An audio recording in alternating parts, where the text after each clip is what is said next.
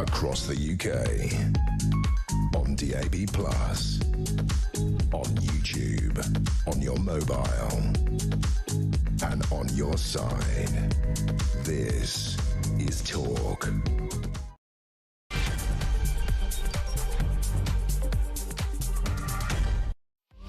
Good afternoon, this is Drive. I'm Peter Cardwell. Thanks so much for your company here on Talk. There's lots to discuss this Monday afternoon. You're probably back to work now after Christmas, maybe on your way home or heading in that direction in your car, van, or maybe you're watching at home on your TV or computer screen. However you are watching us, however you're listening to us, you're really welcome to the programme. And there's so much to discuss in 2026, not least the huge news over the weekend about Venezuela. Could Greenland be next? Donald Trump, the President of the United States, has got his eye on another territory as well. We'll talk about all of that and also problems closer to home. Keir Starmer has been giving some interviews saying he is going to be here in a year's time as Prime Minister. There's a Labour revolt over Venezuela. There are lots of other problems for him as well. He's talking about the cost of living crisis and how everything's going to be fine. We're going to feel real change in our pockets, are we? Or in this new phase, or are we just all phased? There's lots to discuss about that.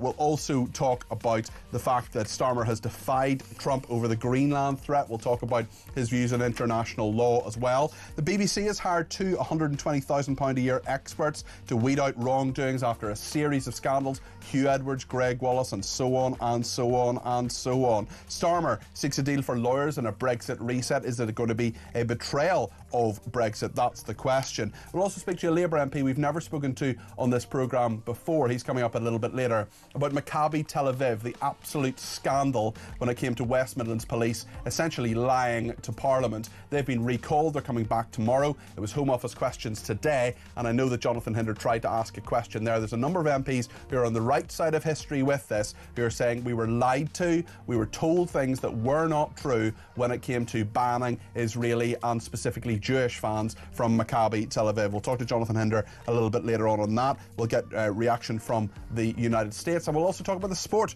Ruben Amorim is gone as the manager of Manchester United. Even I know that's a big story, and you know I know very, very little about sport.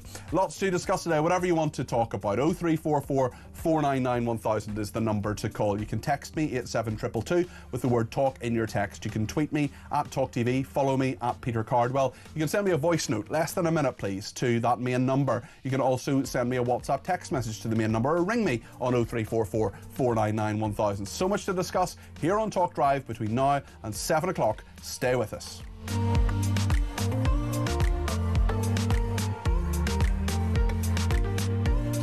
Well, let's have a little look at the President of the United States, what he's been saying about Venezuela. This was one of the most stunning, effective, and powerful displays of American military might and competence in American history. It certainly is, and we'll be talking to the former head of the Army, Colonel Richard Kemp, in just a second about that. Also, Trump has talked about needing Greenland for national security.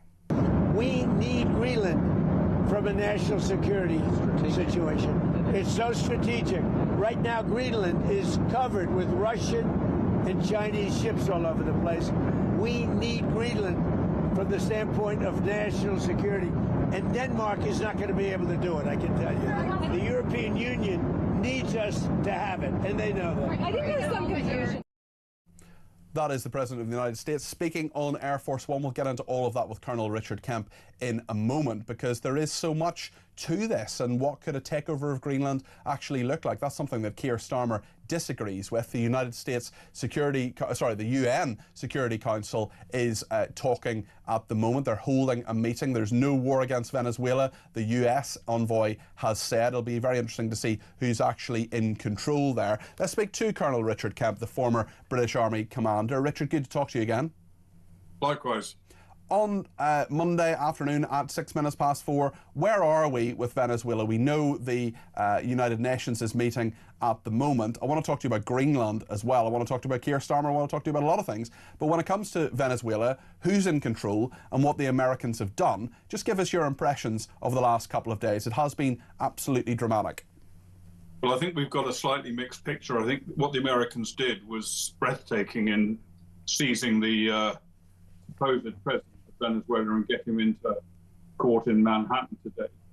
But as I understand it at the moment, the U.S. administration, principally Marco Rubio, the Secretary of State, is in communications with the former vice president, now the president, allegedly, of Venezuela. And I would imagine that there is an agreement between them to cooperate. In other words, that there's not going to be any resistance to U.S. What the U.S. requires from Venezuela. In other words, to essentially to end the drug trafficking, to conform with the U.S. requirements on the oil situation. No doubt also to eject at least the Iranian presence in Venezuela, and then I would imagine have some kind of peaceful transition to the opposition, which was actually elected in government. Now that all sounds quite neat and tidy when I say it like that, but of course there could be huge complications. But the bottom line, I think, is that Venezuela is now pretty much in the hands of the US, even if not physically so. It'll be very interesting to see what happens in New York in the next couple of hours. It's late morning there, of course, 5 hours behind UK time, and Nicolas Maduro due in court. We'll bring you the latest from there, of course, throughout Drive between now and 7 o'clock. I expect he'll be arraigned there. We'll see what happens. I wonder from the international law perspective here, we've talked about this a little bit previously, Richard, but we've had the Prime Minister saying, and Darren Jones as well, his sort of representative on earth as Chief Secretary to the Prime Minister, he told Times Radio yesterday that he wasn't sure and he didn't really know whether it was a breach of international law. Given that Keir Starmer has been very quick on a number of occasions to say what Russia has done is a breach of international law, surely he knows. And similarly, does it actually matter when it's the President of the United States doing what he wants to do, given that they don't recognise the International Criminal Court in America?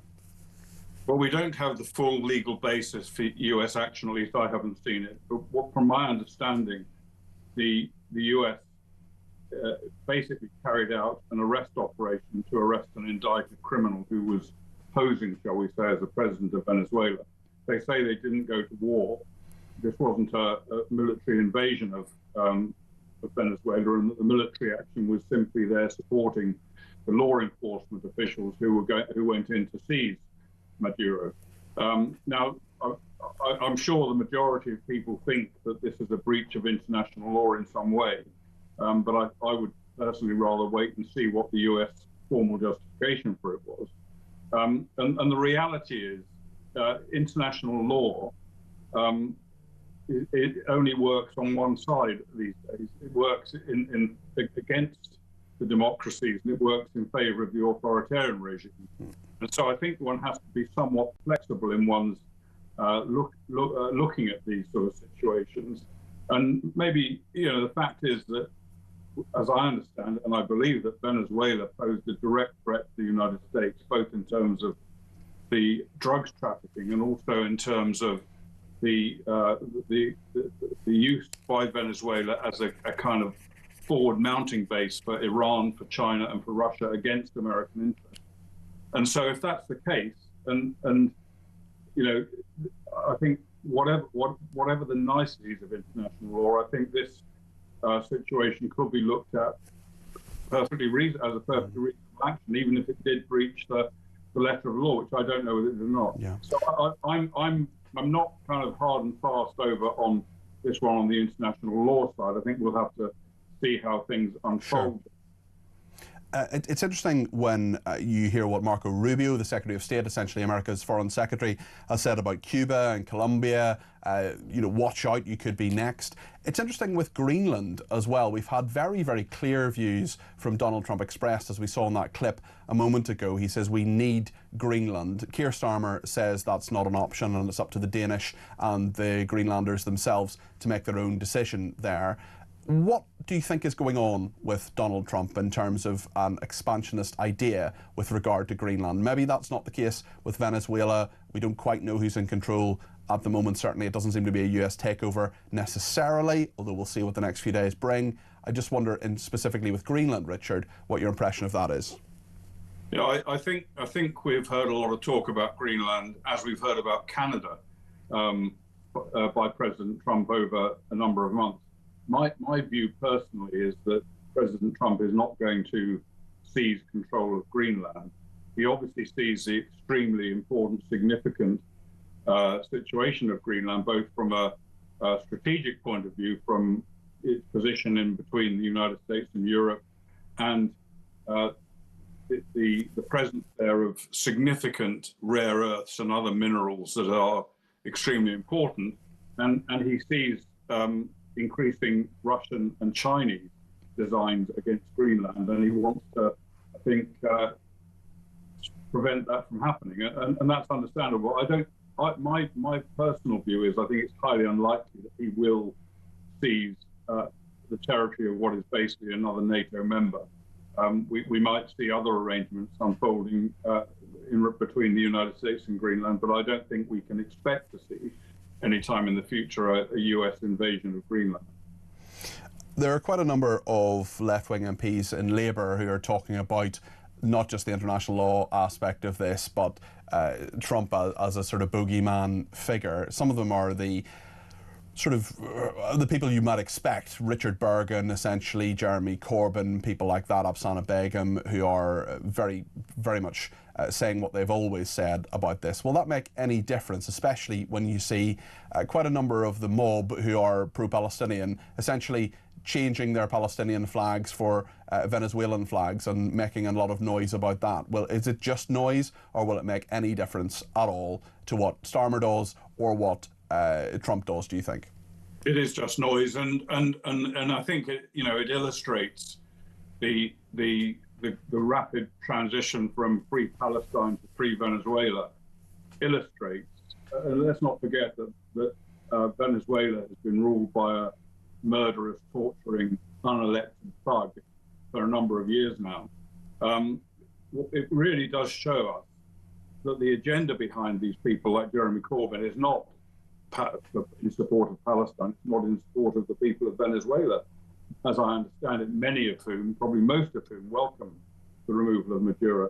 It's anti-West, it's anti-America. That's what their noise is all about. Whatever agenda they can drive forward that is opposed to the West and opposed to the US and opposed to the UK as well, they will do so.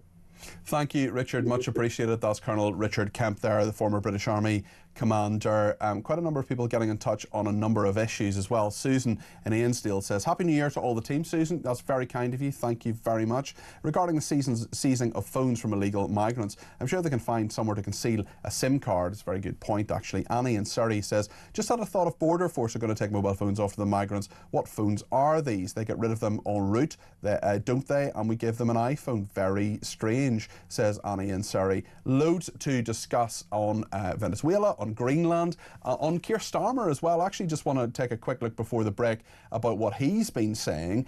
He has talked about that he will be Prime Minister in 2027. Let's see the clip of that, of Keir Starmer saying he's going to be the Prime Minister in a year's time. I'll be sitting in this seat by 2027, and if this long-form interview works, we can try it again in January of next year as well. I am looking forward to 2026. I'm optimistic about turning the corner, which is good for the country. That's Keir Starmer talking to the BBC over the weekend there. We'll talk more about that. We'll talk to Ryan Saby, Deputy Political Editor and Economics Editor of The Sun, in just a second, so stay with us here on Talk.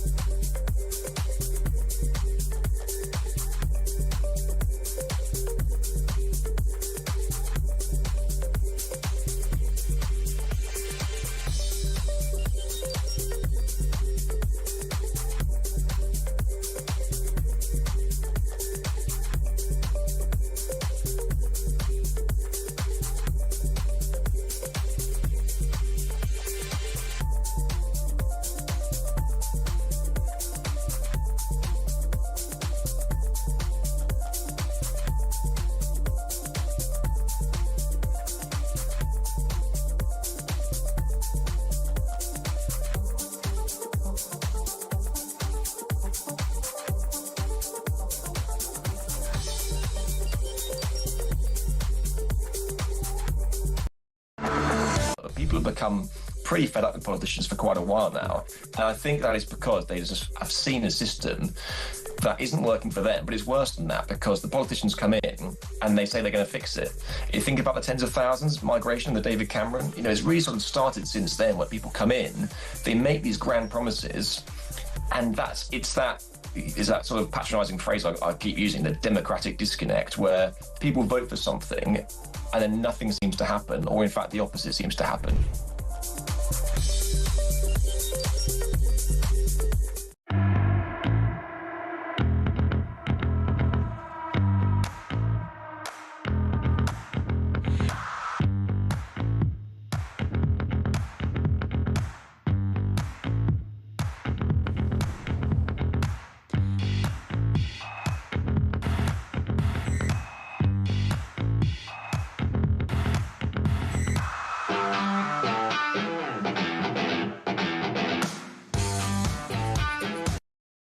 Across the UK, on DAB+, on YouTube, on your mobile, and on your side. This is Talk. Well, at the United Nations in New York, they are discussing what has gone on in Venezuela. Let's just hear a tiny bit of what they're saying there. Power emanates from the people, and as stated by His Excellency, the President of the Republic of Panama, José Raúl Molino, the people, the true sovereign, have already spoken at the polls, granting an indisputable victory. Well, that is the Panamanian representative to the United Nations. I'm sure you have thought of little else about what the Panamanians think, but if there's interesting stuff and things happen there, we will, of course, bring it to you. The United Nations debating what has happened there, and the Security Council is involved, of course.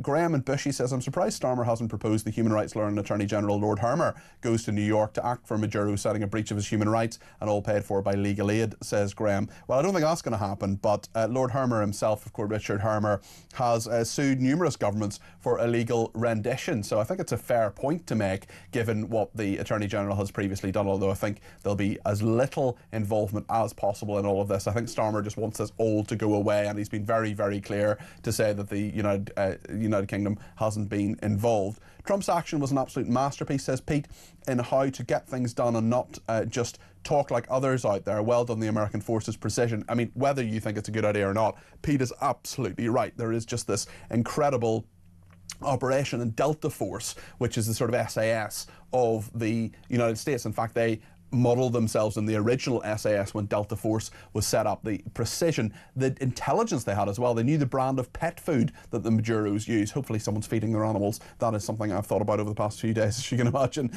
Damon in Wigan says, if the Prime Minister takes us back to the EU, then what is the point of democracy? We can't keep having governments completely ignoring the British public. And if this goes ahead, then will a sitting government refuse a general election and put in number 10 who they want to? This is getting ridiculous. I'm ashamed of this country when it comes to the way we British people are treated. Thank you, Peter, says Damon.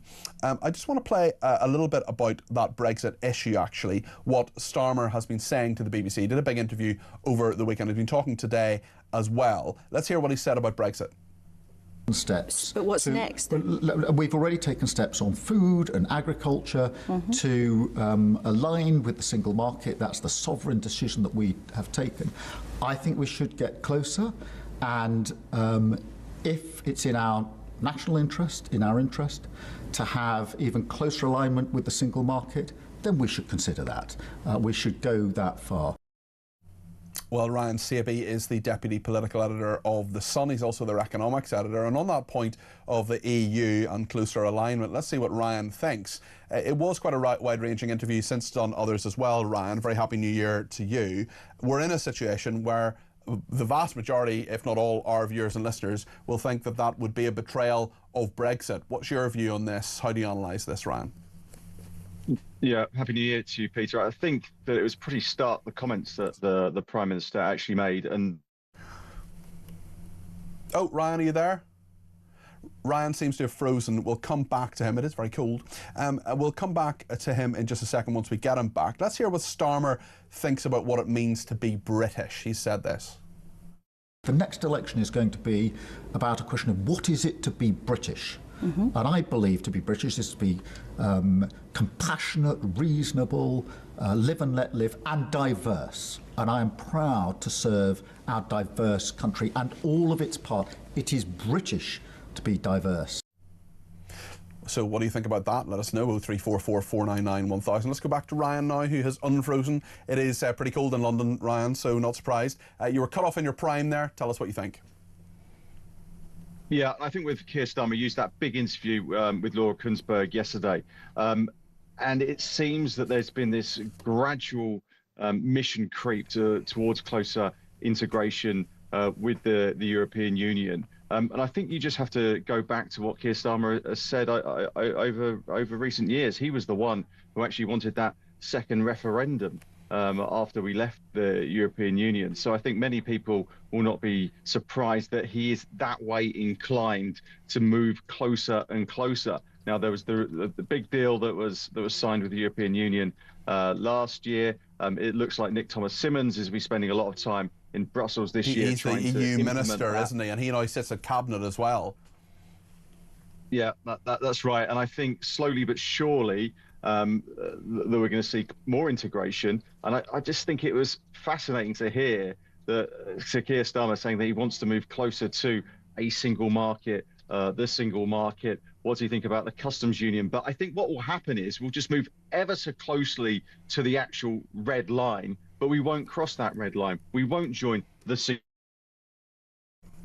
Oh, I think we've lost Ryan again. There's clearly a problem with his connection there. Let's see maybe if we can get a call up there. I see Jill in Cornwall has rung in about Brexit. We'll maybe see if we can get her on the line. But this is really interesting what Starmer was saying. I actually found it really interesting as well to hear what Starmer was saying about being British. And he kept talking about diversity and being compassionate and reasonable. Now, being compassionate and reasonable, I think, are part of being a human being rather than necessarily part of being British. But it is a British trait, and it is something that we should encourage. But the emphasis on diversity there is something that I think we don't necessarily need to be concerned about, but it does make me think, well, actually, isn't everything you're doing, or isn't a lot of the things that you're doing actually not about people who were born in this country? It's about other people, it's about immigration. I mean, in his New Year message, for example, he did not mention immigration at all, and that is the #1 thing that our viewers and listeners care about. It's also at least in the top 3, if not the #1, when you poll people about this. We're trying to get Ryan Saby back,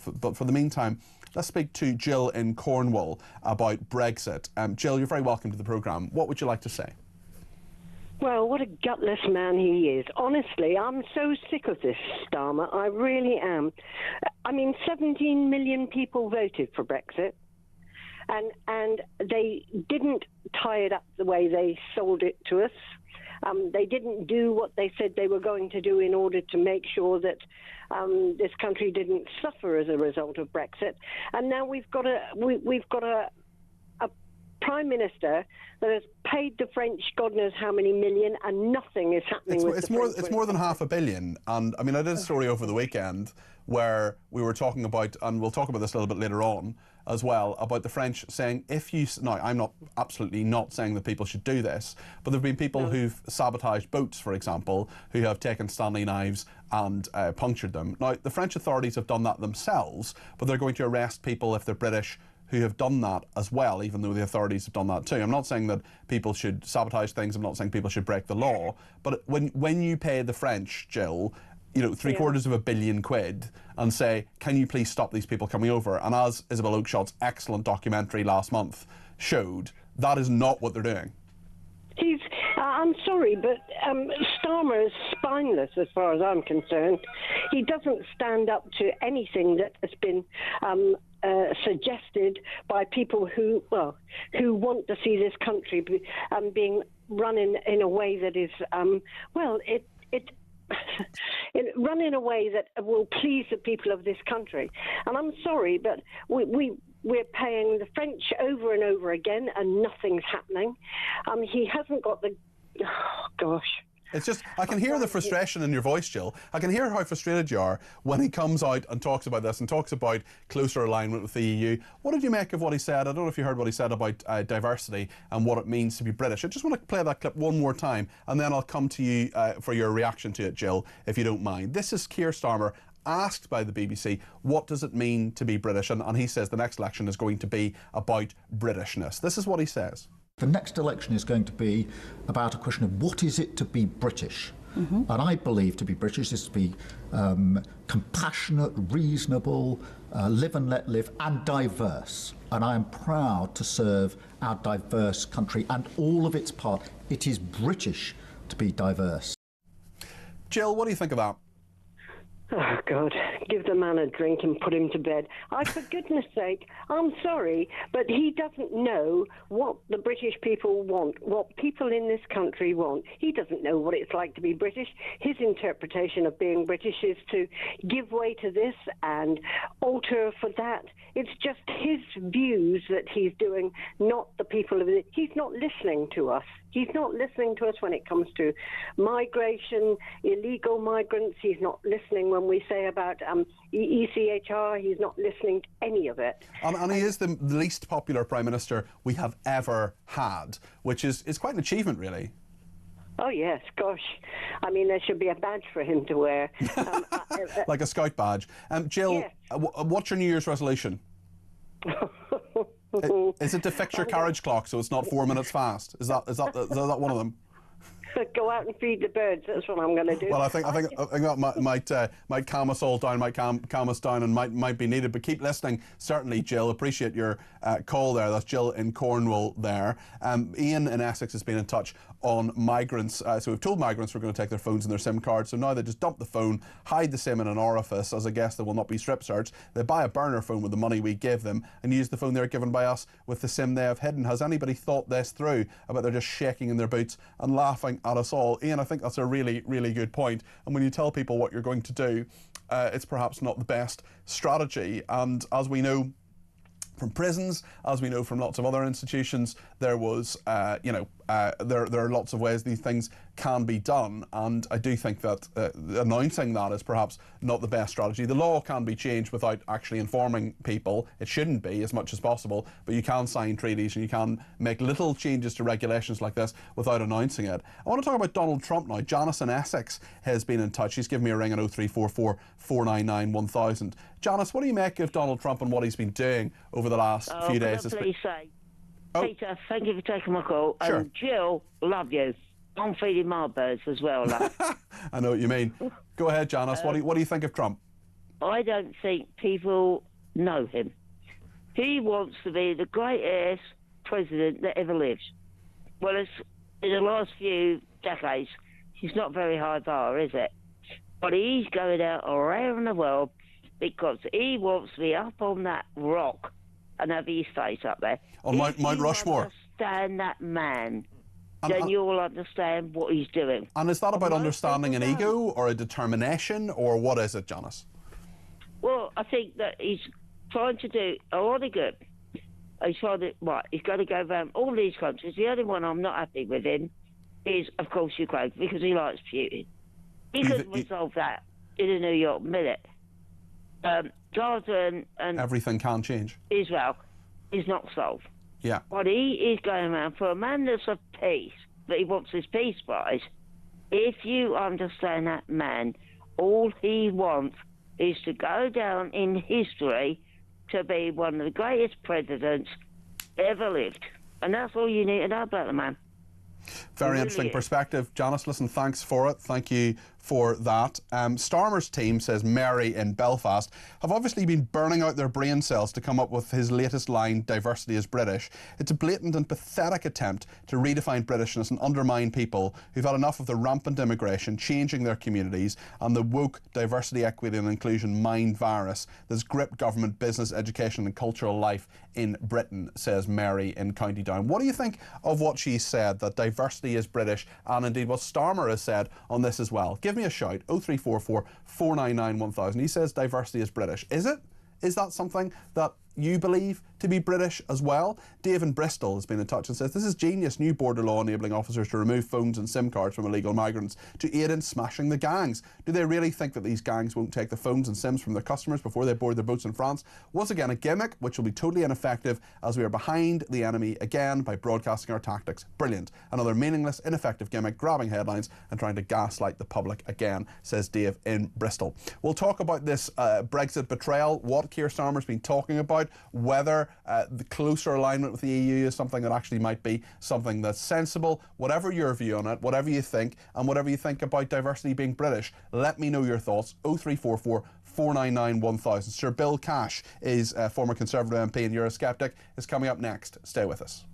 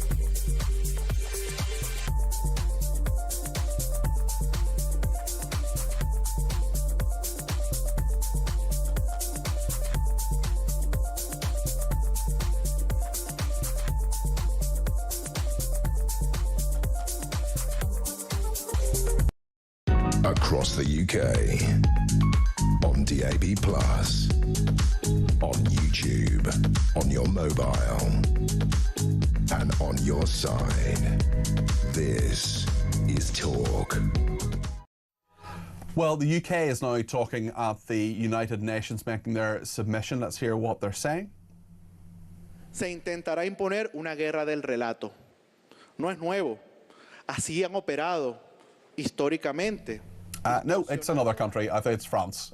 So we don't really care what they think, even though they're a permanent member of the United Nations. So instead, let's talk about Brexit and what Keir Starmer has said. He has talked about Brexit. He has said this to the BBC. Steps. But what's next? We've already taken steps on food and agriculture to align with the single market. That's the sovereign decision that we have taken. I think we should get closer, and if it's in our national interest, in our interest, to have even closer alignment with the single market, then we should consider that. We should go that far. Sir Bill Cash is with us now, the former Conservative MP and one of the most prominent Leave campaigners. Sir Bill, thank you for joining me on Talk Drive this afternoon. Hello, very nice to speak to you. And a happy New Year as well. The Prime Minister wants to pursue even closer alignment with the single market. He wants to go further with the EU if it is in the national interest. What do you think of that? Well, first of all, I'm not at all surprised he would say that. He was calling for a second referendum within days of the first one having gone through with a yes vote. In other words, we won that one. And all I can say is that it's typical of him, but I won't bang on about that because I think the substance of the issues is what people really want to hear about. Well, when we talk about the substance, when we talk about the substance of the issue and what it would actually mean, what would that substance be, and why do you think he's playing games?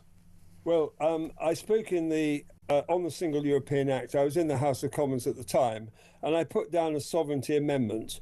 And actually, I discussed it with cabinet ministers at the time. And the bottom line is that sovereignty means that you govern yourself. It means you do not have laws imposed upon you, as is laid down by the European Communities Act, whereby you're subjugated to all European lawmaking, which, by the way, is done by the Council of Ministers. That's where the laws are made, behind closed doors without even a transcript, and it's a completely undemocratic system. I was on the European Scrutiny Committee in the House of Commons from 1984 until 2024. Wow. I was on it for 40 years. I was born in 1984, Sir Bill. Yeah, and I became chairman for the last 15 of those years.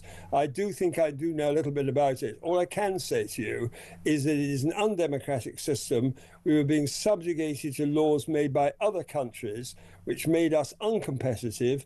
Examination of those laws demonstrates the extent to which, without us rejecting or amending a single one of them over that period of time, we were being subjugated to their will. That was the point. And I wonder if that, right. Sir Bill, if that continues when Sir Keir Starmer, with some of the measures that he has actually announced already, when he says there are plans to match EU food safety regulations, that regulatory alignment, linking British and EU carbon emissions trading schemes, and striking this European youth mobility deal as well, the Erasmus scheme. You're absolutely got it right. The point is this, that all this is pure sophistry. In fact, it's much worse than that. I would say it was deceitful, because for practical purposes, he knows perfectly well. He's actually quite a good lawyer, but he knows what he's talking about. And he is now actually saying something which is completely contrary to the referendum result in the United Kingdom. We would be subjugated. This dynamic alignment is under a thing called, I think it's called the Product Liability Act, and many others as well that they're piling on. The whole thing is being done behind closed doors. But I want to say something else as well. It will be done by majority vote eventually through the machinations of this government. But just to give your listeners an indication of how bad it is, Parliament was set off for a general election in late May 2024. It's only just over a year ago. In fact, the decision that was taken by the government in, I think it was early July, was to abolish the European Scrutiny Committee, which has existed since 1973 and chaired successively, not only by Conservatives, but also by Labour chairmen. And they got rid of it because they did not want people to know what is going on. And that is what is happening right now. He's making a claim, but he's also hatching out a whole load of complete betrayal of this country and of the referendum and of what the voters called for. And he's doing it in full view. How much of this is what you think Dame Priti Patel has said, where she says that the Prime Minister is surrendering our freedom in a desperate effort to keep Labour backbenchers on side? We're in this strange position where we have a Prime Minister who had 411 Labour MPs elected 18 months ago, yet on a number of issues, including welfare, winter fuel allowance and others, he doesn't seem to be in control of his party. Completely right. And not only that, the reality is that the Corbyn, who is his predecessor as leader of the Labour Party, actually got more votes than he did in the general election. And furthermore, we lost a lot of votes because of the activities of other parties. But the bottom line is that this is a complete surrender, and he knows what he's doing. He's doing it deliberately, and it's to divert attention from the mess that they're making over the economy. He's got this strange idea that the British people, whose instincts I do trust, which is why I was always a very active Eurosceptic and led the Maastricht campaign and many other campaigns on this, the British people will not and do not want to be subjugated. And when they wake up to this, and I've got news for him, we are now organised. We're getting a huge campaign on a Brexit fight back, which is going to completely stun him when it comes out, because we're going through every single thing that they're saying and doing. We've got a meeting next week. We shall be working out exactly how we go about it. It'll be a monumental campaign, and it will shake them to their roots. Well, keep us updated on that, Sir Bill, and if we need to speak again on it, we should. I just wonder what you make, just finally, on this idea of a deal for lawyers and a Brexit reset, a drive by Number 10 to get closer to the single market perhaps, officials pursuing a mutual agreement that would mean British professional qualifications were recognised in the EU and vice versa. Is there anything wrong with that, do you think? Well, I'm a lawyer myself, and I've been campaigning against the EU precisely because I believe that lawyers ought to believe and understand in both sovereignty, our unique unwritten constitution and the principle of legality, and also at the same time to make sure that we are telling the British people, according to our laws, what laws they should obey. So to take the lawyers back into it is yet another proof of the fact that what he's trying to do is to get all the lawyers to harmonise together in such a way that it's a complete betrayal and sellout.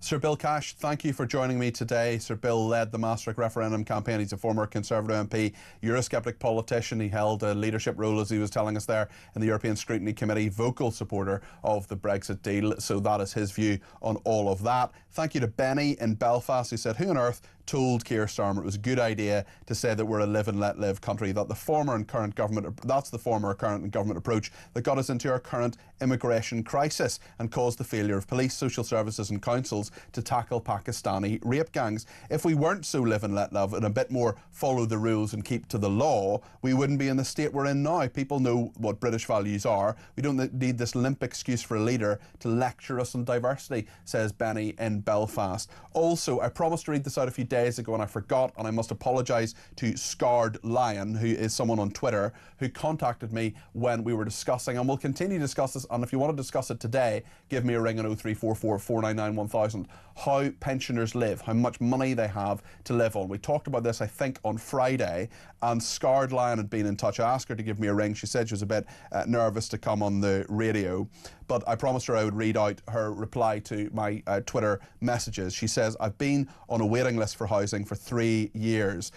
This is about not just pensioners living, but also housing and where housing goes, and housing going to asylum seekers, and councils saying that they want homes to be built in their area and to go to asylum seekers. I've been on a waiting list for housing for 3 years. My landlord priced me out of my 16-year home. I'm now having to rent a flat for £750 a month. My housing benefit is £483. I hardly have any money left for food. I cannot get housed by the council because I've now got a home. I'm a lone woman of 70.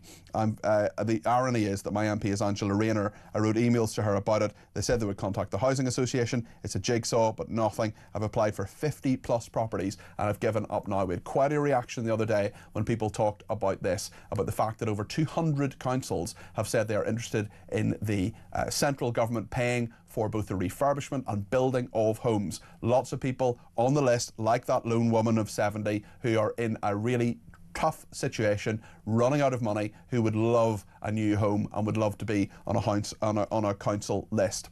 Sue in Huddersfield said, diversity is not British. British is accepting, considerate and tolerant of others. Forcing diversity creates division and resentment. People should either support the laws and country that they live in or the country they support, says Sue in Huddersfield. Mark in Croydon, it could be argued Britain has always had a diverse culture, but what has been lost is shared values and integration. Could not agree more, Mark. Now we have areas which shun old British values and law and have no intention of integrating, meaning we now have two communities within communities, creating two-tier justice. Mark, it is early in the day, it's only 45 minutes into the programme, but that is a superb message which absolutely chimes with what I think.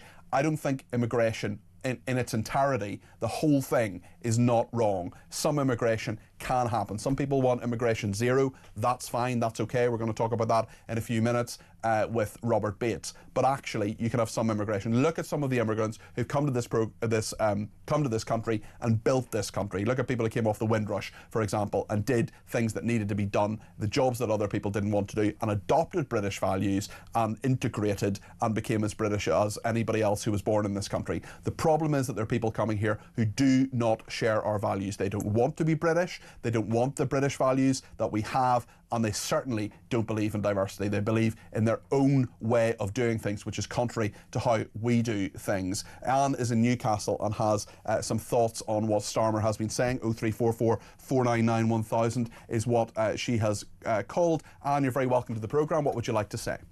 Hi, good afternoon. I've just been out down to the local shops to pick up a few bits and pieces, and it is cold out there. Yes. It's very, very, very cold out there. Can somebody just give Mr. Starmer a call and just ask him? He's obviously got all of these migrants in these lovely, warm, cosy hotels with beds and food and everything. What's he doing for our homeless? The temperatures are going down to -6 degrees, and we've got people who have come into this country, have never paid a penny, have not contributed, and they're snugly warm tonight. And you've got people out there, through most of them no fault of their own, or sleeping on the streets in a sleeping bag out in this extreme weather with no warm food. So can somebody just ask them that question? Because I think we need an answer. I think that's a very, very good point. The other thing I would add to that, Anne, is it's not just people sleeping on our streets, and we absolutely have to remember them, and that is a really good point to give me a shout about, and thank you for doing so. The other point is there are loads of people, often senior citizens, in their homes who thought this winter they were going to lose their winter fuel allowance. Some of them, even still with that, will struggle to heat their homes this winter. And the question is, should the government's priority be people who get 3 meals a day, who live in a hotel, and at some stage, maybe in the next couple of years, will have their asylum claim processed? Or should it be the people who have given to this country, who are maybe living on a pension, like the woman who was messaging me there, the lone woman who's 70, didn't want to come on the radio, and that's fine. You know, surely they should be the priority, Anne. Can I just put my hand up there? I started work when I was 15. I am 69. I have contributed fully to this system. Absolutely. I am one of those pensioners. You know, it hurts. It hurts a lot. I've got children, all of who are working, they support themselves. You know, there are times I'm sure they could have done with a nice little bit of support, but they've gone out there, they've worked, they've done what they can. But some people do need support.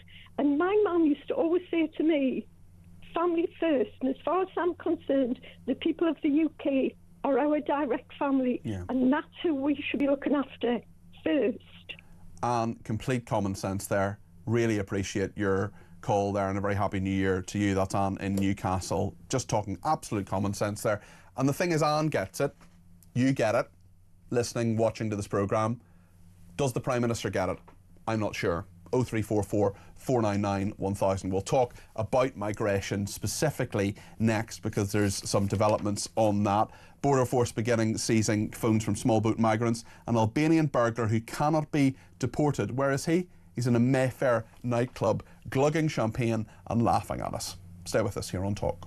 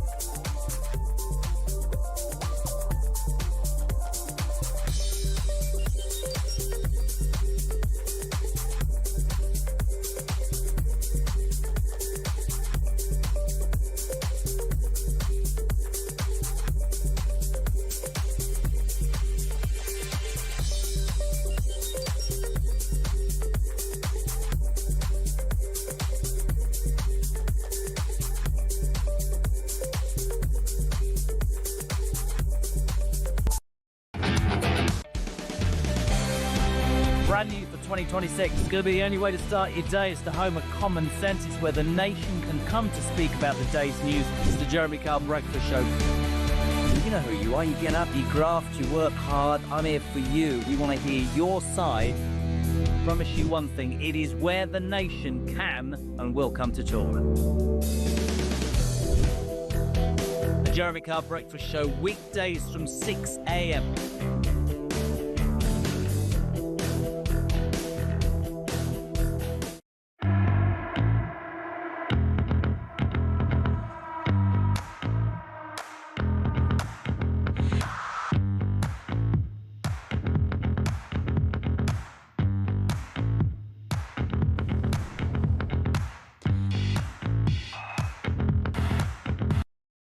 Across the UK, on DAB+,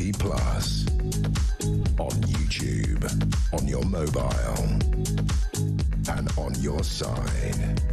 This is Talk.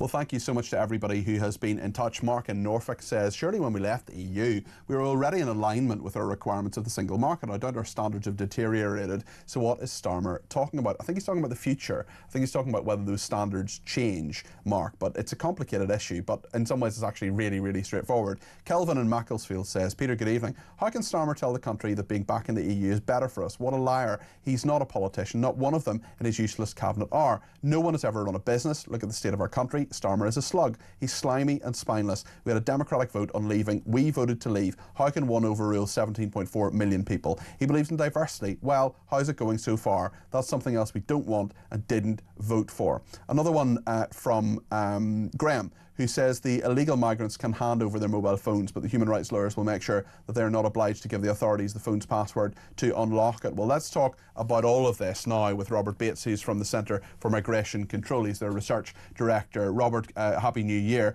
Tell us about this plan from Border Force to begin seizing phones from small boat migrants. Should we have even been told about it? I mean, surely they could just say, right, we're going to slightly change the way we're doing things. We're not telling them. There's the element of surprise here. Yes, it'll get back, and in a few days' time, there'll be people over in France who will decide that, will find ways to get their phones in, shall we say, without going into too much detail at 8 minutes to 5 in the evening. But Robert, is this a good idea? Will it help in any way, or is it just tinkering around the edges? It's tinkering. It's like using a sticking plaster to deal with a broken leg. Well, Keir Starmer told us sticking plaster politics was over. Well, he did, but he is, of course, also the Prime Minister that said no more slogans, and then his big set-piece plan to deal with the Channel crisis was smash the gangs, and it's up for debate how successful that has been. But when it comes to this particular measure, of course, this is just a re-announcement of something that they already made in song and dance about and got some positive headlines about last year, and it's just simply now these measures have come into force and can be used. I think you're absolutely right. This idea that actually, if we've learned anything over the last 8 years, it's that the people smuggling gangs and the migrants adapt to measures that are put in place, and they're very canny. We innovate and they innovate. Say again, sorry, Peter. We innovate and they innovate. It's all about we do something that helps in some small way, and immediately there's a way around it, because you even look at the big things like coming in on lorries, and there are some migrants who still do that illegally, but we sort of clamp down on the train, then we clamp down on the lorries, now we're trying to clamp down on the boats. They'll just find another way in. That's what they do. Well, that's exactly it. We're engaged in a massive game of whack-a-mole at the moment. And unfortunately, actually, these measures, you could already think of workarounds, and it's undeniable that actually what will happen on the coast of France is the people smugglers will be telling those getting on the craft to either wipe their phones of any details or make sure actually that there's no way that any information can be traced back to them. So when you describe this as a gimmick, I think that it's very astute. This is nothing more than something that, yes, has got the headlines, but will it really actually address any of the fundamental problems? No, because we know what the real problem here is, that there's no strong deterrent in place that this government has introduced. It's tried desperately to get this idea of return hubs up and running with a few Balkan countries, and it's floundered. It's tried its one in, one out with France. That's floundered. We've had, we've received more from France than we've been able to return, and those that we have returned, we've had several instances of individuals sneaking back into the country as well. So my New Year's sort of hope would be that the Labour government would realise that its plan of gimmicks was running up against the rocks, and that it was actually going to have a complete pivot towards approaching this issue more seriously. I think the fact that they're making such a song and dance about this announcement today has probably suggested I was a bit naive to think that they would actually take this issue any more seriously than they are. Robert, I've got you a late Christmas present. Here we go. This is from Harry Cole, who will, of course, be on 10 o'clock this evening with Saving the West. He has tweeted, I saw this the other day, sorry, I was looking at my phone when you were talking there, a non-exhaustive list of Starmer's 3-word slogans and sound bites: a new leadership, under new management, security, prosperity, respect, mission-driven government, smash the gangs, as you correctly pointed out, secure at home, strong abroad, plan for change, and delivery, delivery, delivery. So there you are. Merry Christmas to you. Oh, but straight out of the Blair Out text, but that was what a ghastly list. I wonder if how many of those they actually had any substance behind.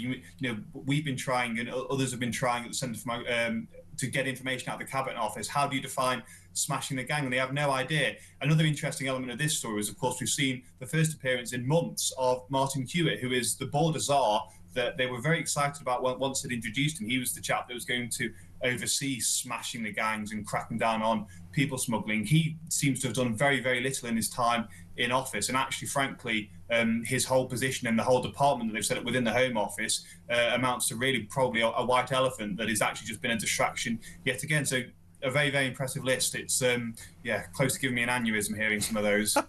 I know what you mean. Robert, listen, thank you very much for that. We were going to talk about the Albanian burglar who cannot be deported, taunting the Home Office from a Mayfair nightclub. We'll perhaps return to that a little bit later on. So breaking news for you now, the UK's FTSE 100, the index of the 100 largest companies in this country, it has closed above 10,000 points for the first time in the history of the share index. Very interesting row last week, actually, when it went above 10,000 for the first time, but it's closed today above 10,000 points for the first time in the history of the index, because Rachel Reeves said this was marvellous and was brilliant. It had gone above 10,000 at one stage, didn't close above 10,000, but had gone above that, and said, isn't this marvellous? You know, this is a real vote of confidence in the UK economy. Then Zia Youssef, who is, of course, the policy chief of Reform UK, said, hold on a second, Rachel, 75% of these companies, the wealth will be outside the UK. So it's actually not a vote of confidence in the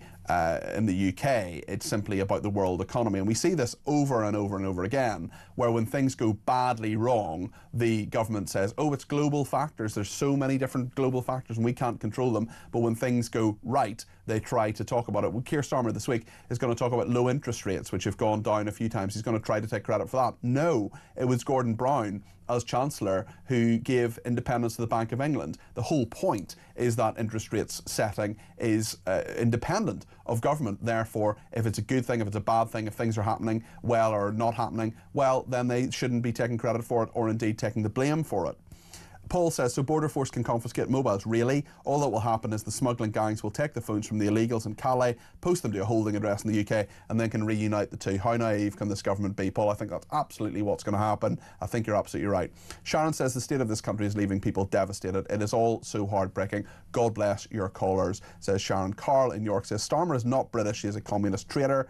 Becca says, diversity is our downfall. Being British is having pride in your country and willing to fight for it. Unfortunately, the Uni Party have destroyed this feeling in most of us, says Becca. And Dean in Woodford in Essex says, who on earth does Starmer think he is to tell me what it is to be British? Diversity is our strength.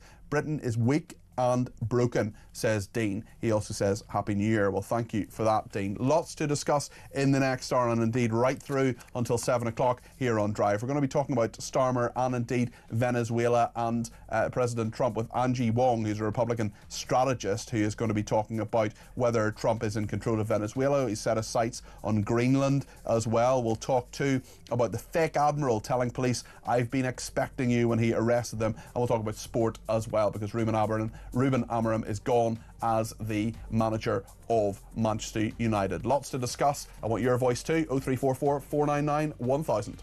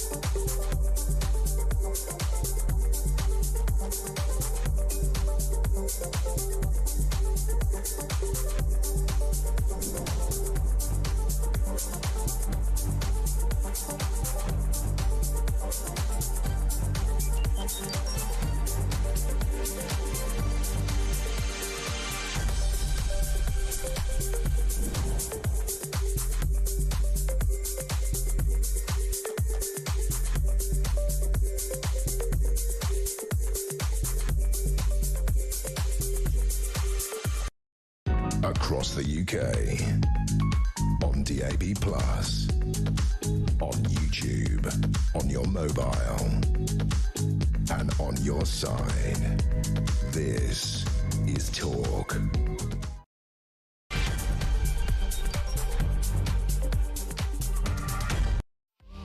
It's just gone 5 o'clock. This is Talk Drive. Peter Cardwell with you all week on the show. Loads to discuss, including Venezuela, what's going on there, what's Starmer up to, Nicolas Maduro due in court in New York very, very shortly, along with his wife on drugs charges. We will see what happens there and indeed bring it to you. He's to appear in a New York court, and we'll see what happens this hour. We'll also speak to a Republican strategist on this in just a few minutes' time, especially as Donald Trump has set his sights on Greenland as well. Here too, Keir Starmer says diversity is our strength, says to be British is to be diverse. What do you think of that?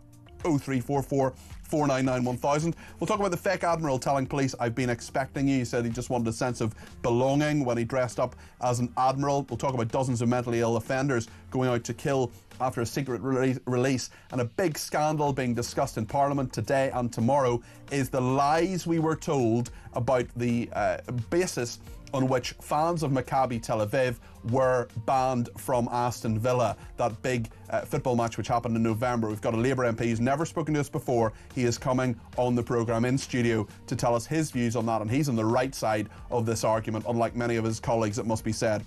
So much to discuss that we'll get the sport to this hour. Ruben Amorim gone from Manchester United. Whatever you want to talk about it, however you want to communicate, please do so between now and 7 o'clock. There's so much to talk about. I can see the phones going already. 0344 499 1000 is the number to call. You can text me 87222 with the word talk in your text. You can tweet me at talkTV. Follow me at Peter Cardwell. You can send me a voice note, less than a minute please, on 0344 499 1000. Same number for WhatsApp text messages, and to give me a ring too, 0344 499 1000. Let's get going here on Talk Drive.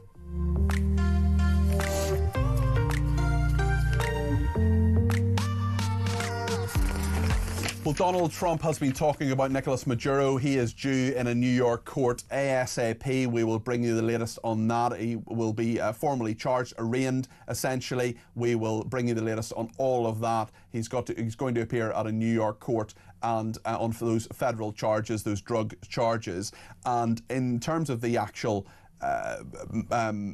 operation that got him extracted from Venezuela, Donald Trump has been praising Delta Force, their version of the SAS, for that. Let's see what he's been saying. This was one of the most stunning, effective, and powerful displays of American military might and competence in American history. Interesting, he's also talked not just about Venezuela this weekend, but also Greenland. Now, Greenland is essentially Danish territory. They're connected to Denmark, and it would be up to the Danes and up to the Greenlanders to make a decision. That's what Keir Starmer says anyway. But Keir Starmer has been essentially cut out, of course, by Trump on so many things. He wasn't consulted on Maduro. Why would he be, I suppose? And in Greenland, the two men disagree. This is what Trump, has been saying over the weekend on that. Here he is on Air Force One.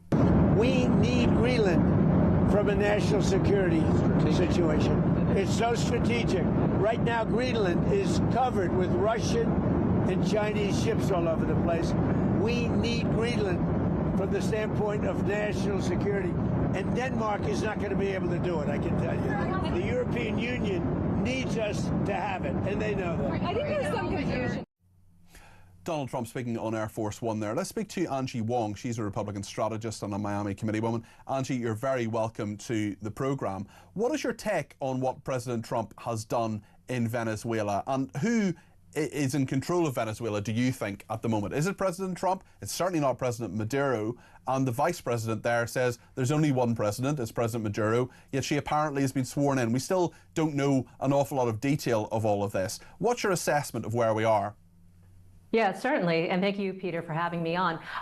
Right now, Venezuela is in the fog of war. Nobody really has control of the country. We're hearing reports that Vice President Rodriguez, she may not even be in the country, but be in hiding. But still, according to their constitution, Maduro is still in power. Now, President Trump will do everything he can to keep Maduro and his wife in a Brooklyn prison until his trial begins. And that is all pending within minutes of when the arraignment happens. Once the arraignment happens, anything could happen. This judge, who is a Clinton-appointed judge, could say, well, Maduro has to go back to his home country awaiting trial. Or he could say Maduro has to go home, or anything can really happen. So all eyes on this court today in New York City.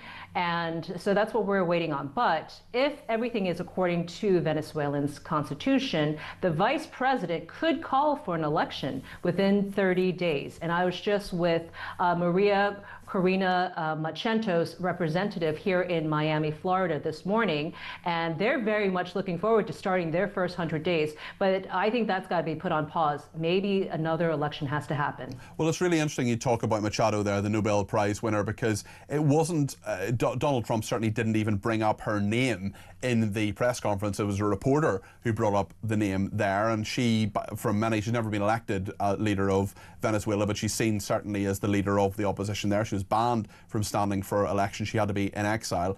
From those conversations this morning, how optimistic are Machado's people in regard to the fact that she may get back and may become leader of Venezuela? Is that something they think is possible? They are certainly trying to do the back channels right now. I was just with U.S. Senator Rick Scott and U.S. Senator Ashley Moody. They seem to be supportive of that move. But look, the U.S. is here to take out the problem, which is what we did. We took out Maduro. But we are not here to install a leader. That should not be our job. I would not be in supportive of that. I know that President Trump has said that in the interim that he wants the U.S. oil companies to go in and build out the infrastructure to their oil kind of economy there. So I think right now we're in a fuzzy place. There is no natural leader. Even the vice president is not taking on any roles. And we're going to respect their constitution. And I think that new elections will be held. That is my best guess in this, in these days following Maduro's capture. When you look at what the president is saying about Greenland, what is the reaction of those you're speaking to in Republican circles? You said you were talking to those two senators recently. I mean, do they think this is in any way reasonable or pie in the sky? But then again, even with everything that Donald Trump said about Venezuela previously, on Friday, if you'd asked most people, is he going to extract the president? Is he going to charge him with drugs offences? Most people would say that's an outlandish and ridiculous thing. Yeah, and this is a president who we've seen over the last 12 months of his second term. He turns the impossible possible. He just goes for it, and he's got his eyes on Greenland. He has already appointed the governor of Tennessee to be part of the special envoy, and you can see his team working very, very hard. Here's the difference between taking Greenland in an imperialist type of way versus someone like Putin or Xi Jinping. He's going to do the art of the deal with Denmark, and hopefully, hopefully that will be successful. We're not going to put boots on the ground. This is not going to be a military strike. Hopefully this could be a peaceful transition where all parties win. Do you think it's realistic? Do you think it's honestly realistic to say to a sovereign country, actually, we're just going to take Greenland? Look, you may not like his words, but that is what he has. What about the Greenlanders themselves? Well, they may not like it either. Well, no, but there was polls taken back in the early days of this administration where those who live in Greenland was supportive of this because there's going to be development there. Right now, Denmark is sitting on a great piece of land, but there's zero development. And President Trump wants to go in there and help everyone, help the economy, make it so that it's beneficial for every single citizen there. I think there could be some sort of special relations. It may not be a full takeover. It may not be, the 52nd state of America, but it certainly could be a working partnership between the two countries. Very, very interesting points. And I just wonder whether people, certainly Republicans, think that Trump has the moral authority. Are they worried at all about international law? Are they worried about the UN Security Council saying these things? Or are people saying, oh, actually, he's as bad as Putin because he's gone in to Venezuela, he's talking about going into Greenland, he's talking about extracting leader, well, he has extracted a leader, he's talking about taking over sovereign territory. That's what Putin does, that's what Putin wanted to do. Well, has he got the moral authority here? Does that actually matter, do you think? Because To me, international law, and of course your country doesn't recognise the International Criminal Court, it's a concept and it only matters if people actually obey it. Well, here's the thing. He went into Venezuela, which the U.S. Constitution allows him to do military operations without the approval of Congress. Many, many presidents in the past have done it before. Here's the thing. There's been no pushback. I would have preferred President Trump over the weekend to have an ally, maybe the UK, to come in with us on this, or NATO. But that's, my simple world. He just does it. And there's been no, other than words coming from talk shows, there's been really no international pushback. And I've been defending the Trump administration all weekend on the global backlash of this. There's all sorts of narratives being spun on this. Ultimately, when you'll see in the court later on today, this was a straightforward drug bust, right? Maduro was indicted in the US court. Susie? I totally understand why you would think that, and many, many people think that. But given that Trump pardoned the president of Honduras, for example, who was a drug baron too, can he claim moral authority on that? And was this really about drugs? Surely it was about oil. Look, and that is probably how historians will record it, but it is within the legal frameworks of a U.S. court here, and I think that I'm not saying it's not. I'm not arguing that point. I'm simply saying that Trump has put forward that this was about drugs, and I'm sure he wants to stop the flow of drugs into America. But given the Honduran president decision, does that actually tally? Look, I agree with you. There is a narrative being spun and it's being sold to the American people. Here in Miami, where I am, I've been dancing in the streets since 2 a.m. on Saturday with the Venezuelan American community. They are so happy that finally Maduro is gone. They feel like they can go home again and see their families. For the last 5 years, they've not been able to go home. So I think all of this will go into play. Now, Trump's promise during the 2024 election was to clean up America's own backyard. And that extends beyond Venezuela. He wants to go, now I'm hearing, this is coming from the congressional members I was just with, he wants to go into Colombia. He wants to go to Cuba. He wants to clean up all of that infrastructure because he understands... Should Trump be the world's policeman? Is that dealing with... He's previously said, look at me, I'm a peacenik. He's talked about he claimed that he brought peace to 8 separate countries in eight separate conflicts in 8 months. He's really changed his tune. If they're seriously talking about going into Colombia, going into Cuba, Greenland, the other places you're talking about, he's not a dove, is he? No, he's not. And, the one thing I could tell you about President Trump is that this is not malicious.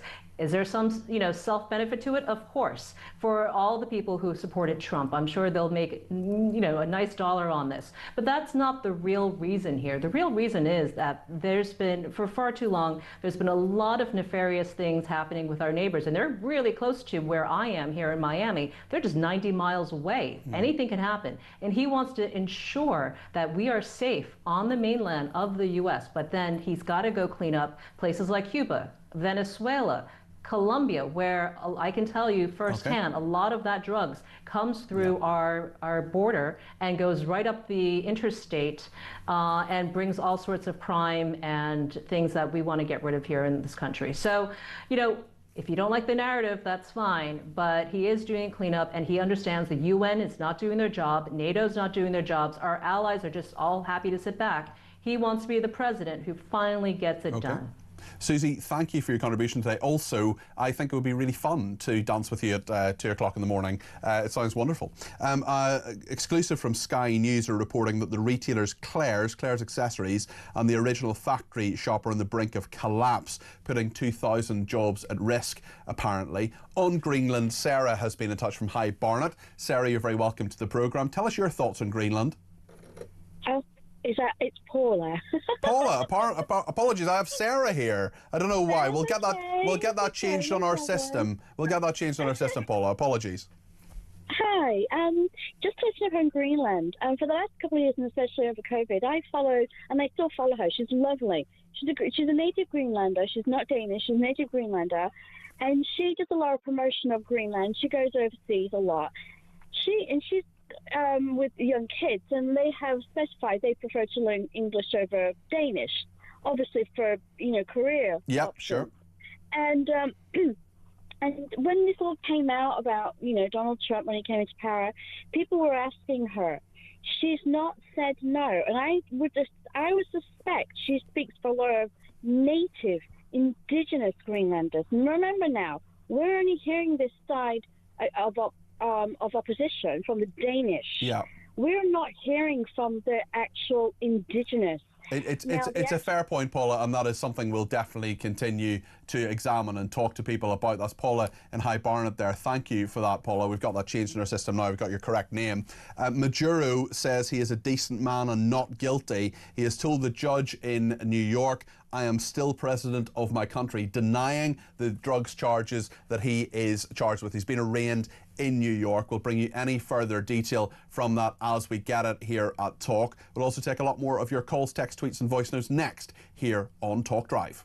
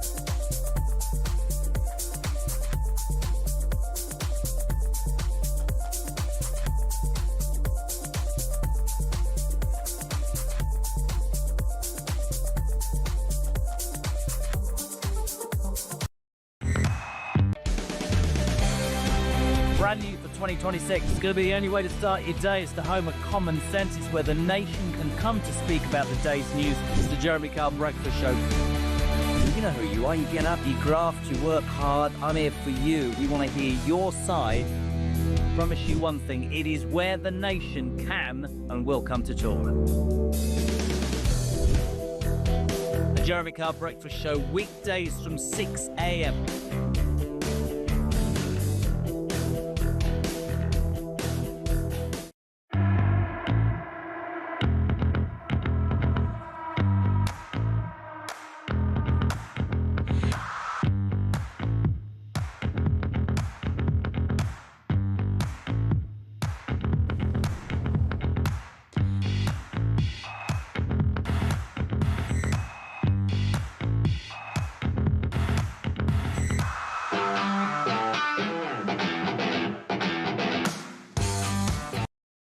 Across the UK, on DAB+, on YouTube, on your mobile, and on your side.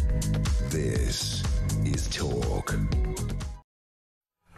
Well, if you're just joining us, a very happy new year. Maybe you just got into your car. One thing that would be wonderful for the new year, of course, is a bit more cash. We're all a bit strapped at the moment. Here at Talk, we're welcoming the new year by giving away a massive £26,000. What better way to kick off the year? 26 grand. It's our biggest new year cash giveaway, and it could be yours. £26,000 for 2026. Here's how to enter. For your chance to win, text TALK to 83338. That's 83338.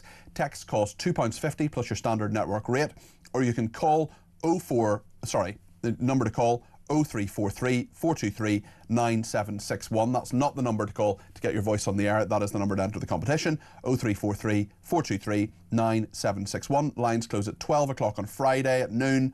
That's when you'll need to answer if your phone rings. It needs to be in the UK. You need to be 18 plus. This is a network promotion. Full terms and conditions at talksport.com/win. So for your chance to win, text TALK to 83338 now. And you can win £26,000, being a chance with winning that.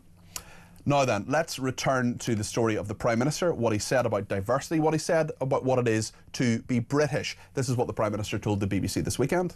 The next election is going to be about a question of what is it to be British? And I believe to be British is to be compassionate, reasonable, live and let live, and diverse. And I am proud to serve our diverse country and all of its parts. It is British to be diverse. Kevin Southampton has been in touch and says diversity has become the enemy in this country. Amanda says, Starmer, the audacity of the man. He says to be British is to live and let live. What a joke coming from two-tier Keir, says Amanda. And Mark in Sandown says, Starmer is a hopeless Prime Minister. The Tories ruined this country and Labour has simply pushed it deeper into the gutter. The UK is now finished. It's totally on its knees, says Mark. Nigel is in London and has some thoughts on this. You're very welcome to the programme, Nigel. What would you like to say? Well, good afternoon, Peter. Hi there. Happy New Year. Happy New Year. Thank you. I want to talk about Starmer and a quick thing about the United States. I go with Starmer first of all. Go ahead, yeah, by all means. Starmer represents everything, as far as I'm concerned, which is anti-British. What has he done to support the British people? He talks about diversity and support. He can't support and protect the Jewish community. That's clearly evident. He's the same man who stands in front of the Union flag, but if you dare to wave one or put them on lampposts, or wave them after protest, you're deemed as being a far-right extremist. So I'm sorry to say that Mr. Starmer also endorses that person who came here last week, whose name for the moment I cannot remember. So in reality, I don't think Mr. Starmer has anything to support Great Britain or diversity. He's anti-British and anti-English as far as I'm concerned.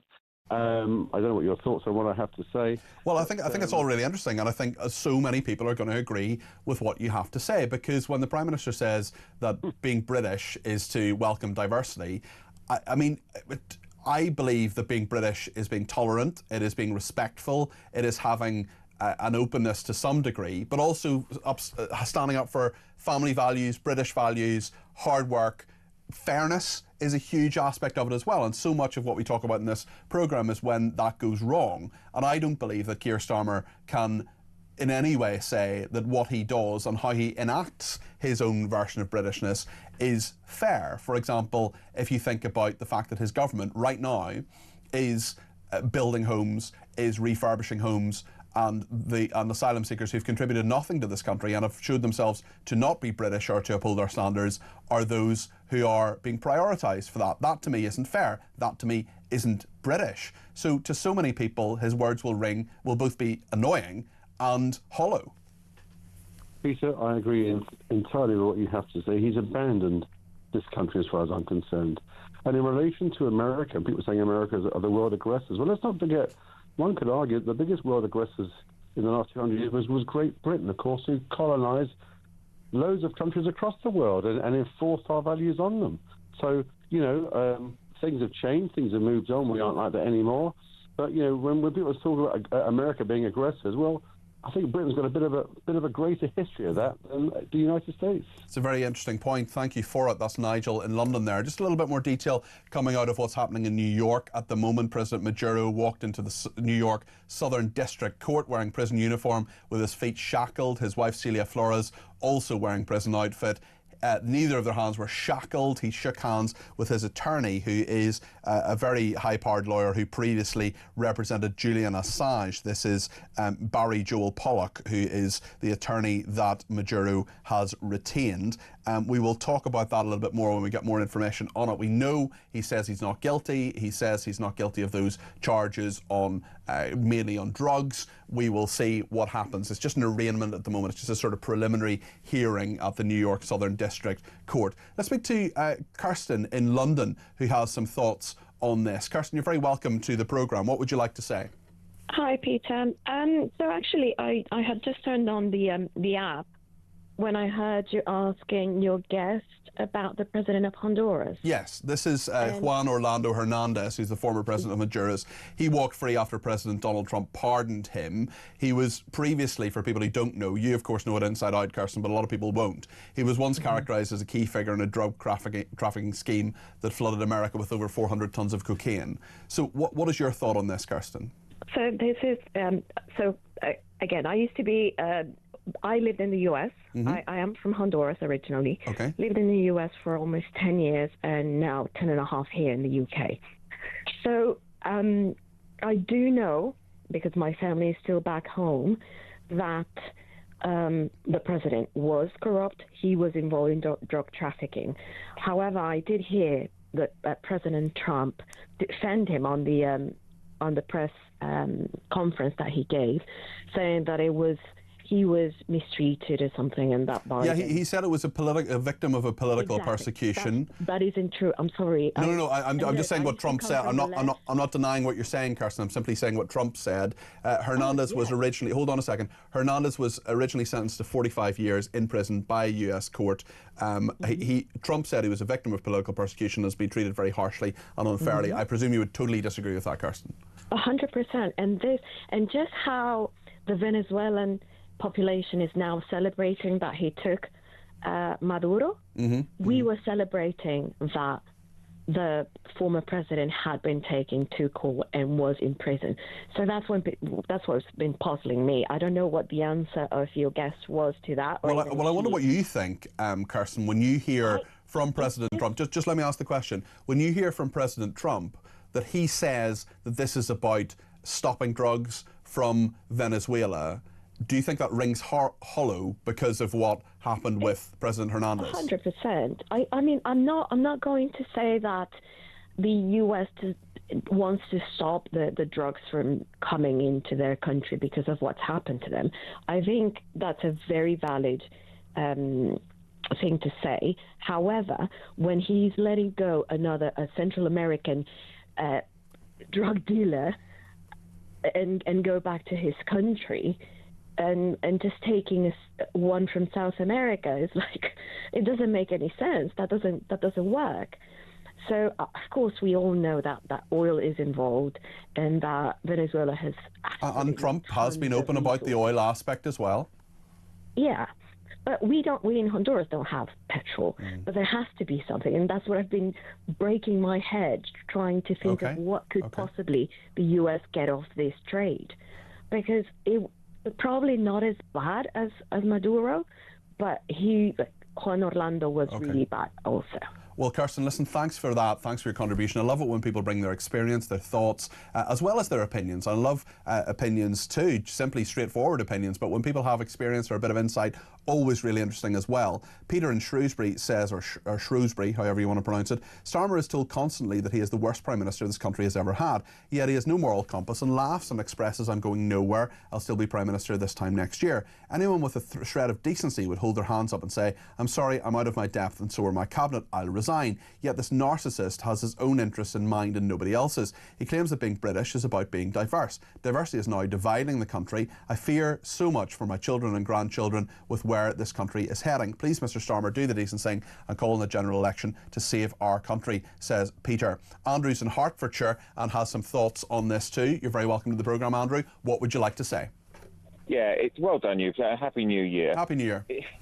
It's the insincerity of it, isn't it? And you look at him speaking there, he hits 3 points and they actually mean nothing. And his total focus there was to take the public's mind off the reality.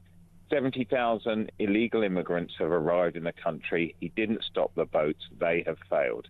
And it's a clever smokescreen to stop us not focusing on the facts. They're failing on the economy. They're failing on immigration. And the only thing he can do is to try and change our focus. Let's dream up something about Europe. We are being worked. Well, it's really interesting you mentioned that, Andrew, because Sir Bill Cash was saying that about an hour ago, and he said, look, a lot of this is to do with the problems in the Labour Party.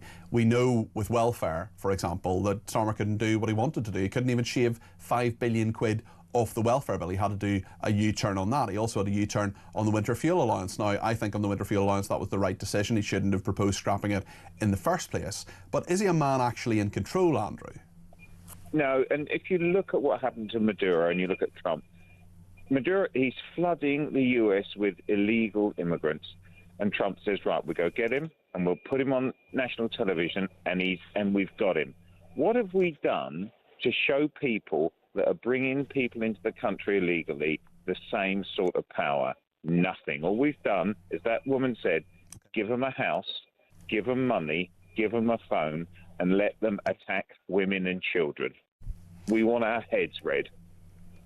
OK, listen, thanks for your thoughts, Andrew. That's great. Andrew in Hertfordshire there, give me a ring on 0344 499 1000. A little bit later on in the programme, we're going to talk about what happened in Aston in Birmingham. We're going to speak to a Labour MP a little bit later on about this absolute nonsense that we were told by West Midlands Police. They've been recalled to Parliament, and there were Home Office questions a bit earlier in the day. Nick Timothy, who's a Conservative MP, we've had him on before, he had asked this question. We'll see the answer in a second. He said, on the 7th of October, the police told a private meeting they planned to ban Israeli fans from Villa Park. This was, to quote the minutes, in the absence of intelligence. On the 9th of October, they accepted the need to find a more clear rationale for the decision already made on the 16th of October. They said they suddenly found significant intelligence for a ban. This is banning Israeli fans, banning Jewish people, essentially going, not all of them of course, but some of them, going to Aston Villa for that match. This supposedly came from a conversation, Nick Timothy said, with Dutch police on the 1st of October before the first meeting was held in the absence of intelligence. Does the Home Secretary believe West Midlands Police, yes or no? Let's hear what Sarah Jones, the Home Office Minister, said. I think, as the honourable gentleman knows, we have asked HMIC FRS to look at this. We are waiting to see what they have to say. That is absolutely the right thing to do. Did we disagree with the decision? Yes, we did. Do we want to get to the bottom of what happened? Absolutely, we do. Patrick Hurley.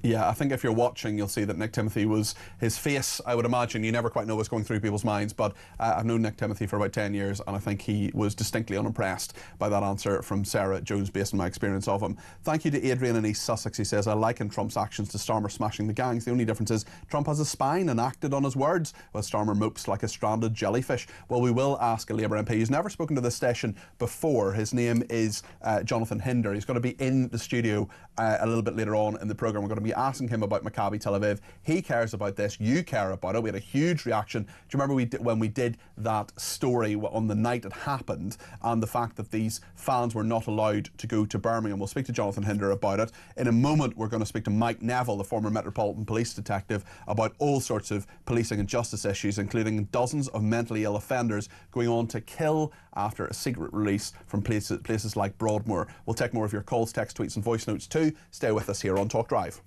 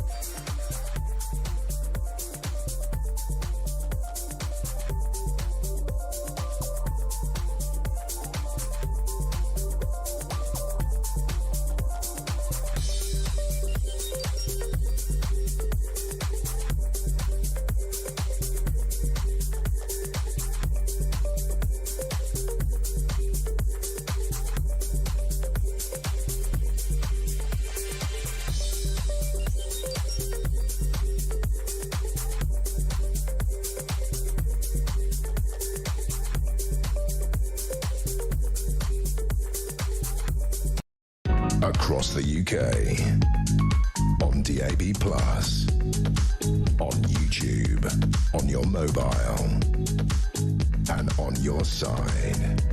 This is Talk. We just learned there's going to be another hearing of President Nicolas Maduro of Venezuela. Is he the president anymore? I don't think he is, but he's going to be in court again in New York on the 17th of March. That is St. Patrick's Day. Nicolas Maduro described himself as a prisoner of war during his first court appearance since being captured. That's in the United States, in New York, in their Southern District Court. Just on Nick Timothy there, the Conservative MPs brought up this matter about Maccabi Tel Aviv. We'll be talking to a Labour MP about that shortly.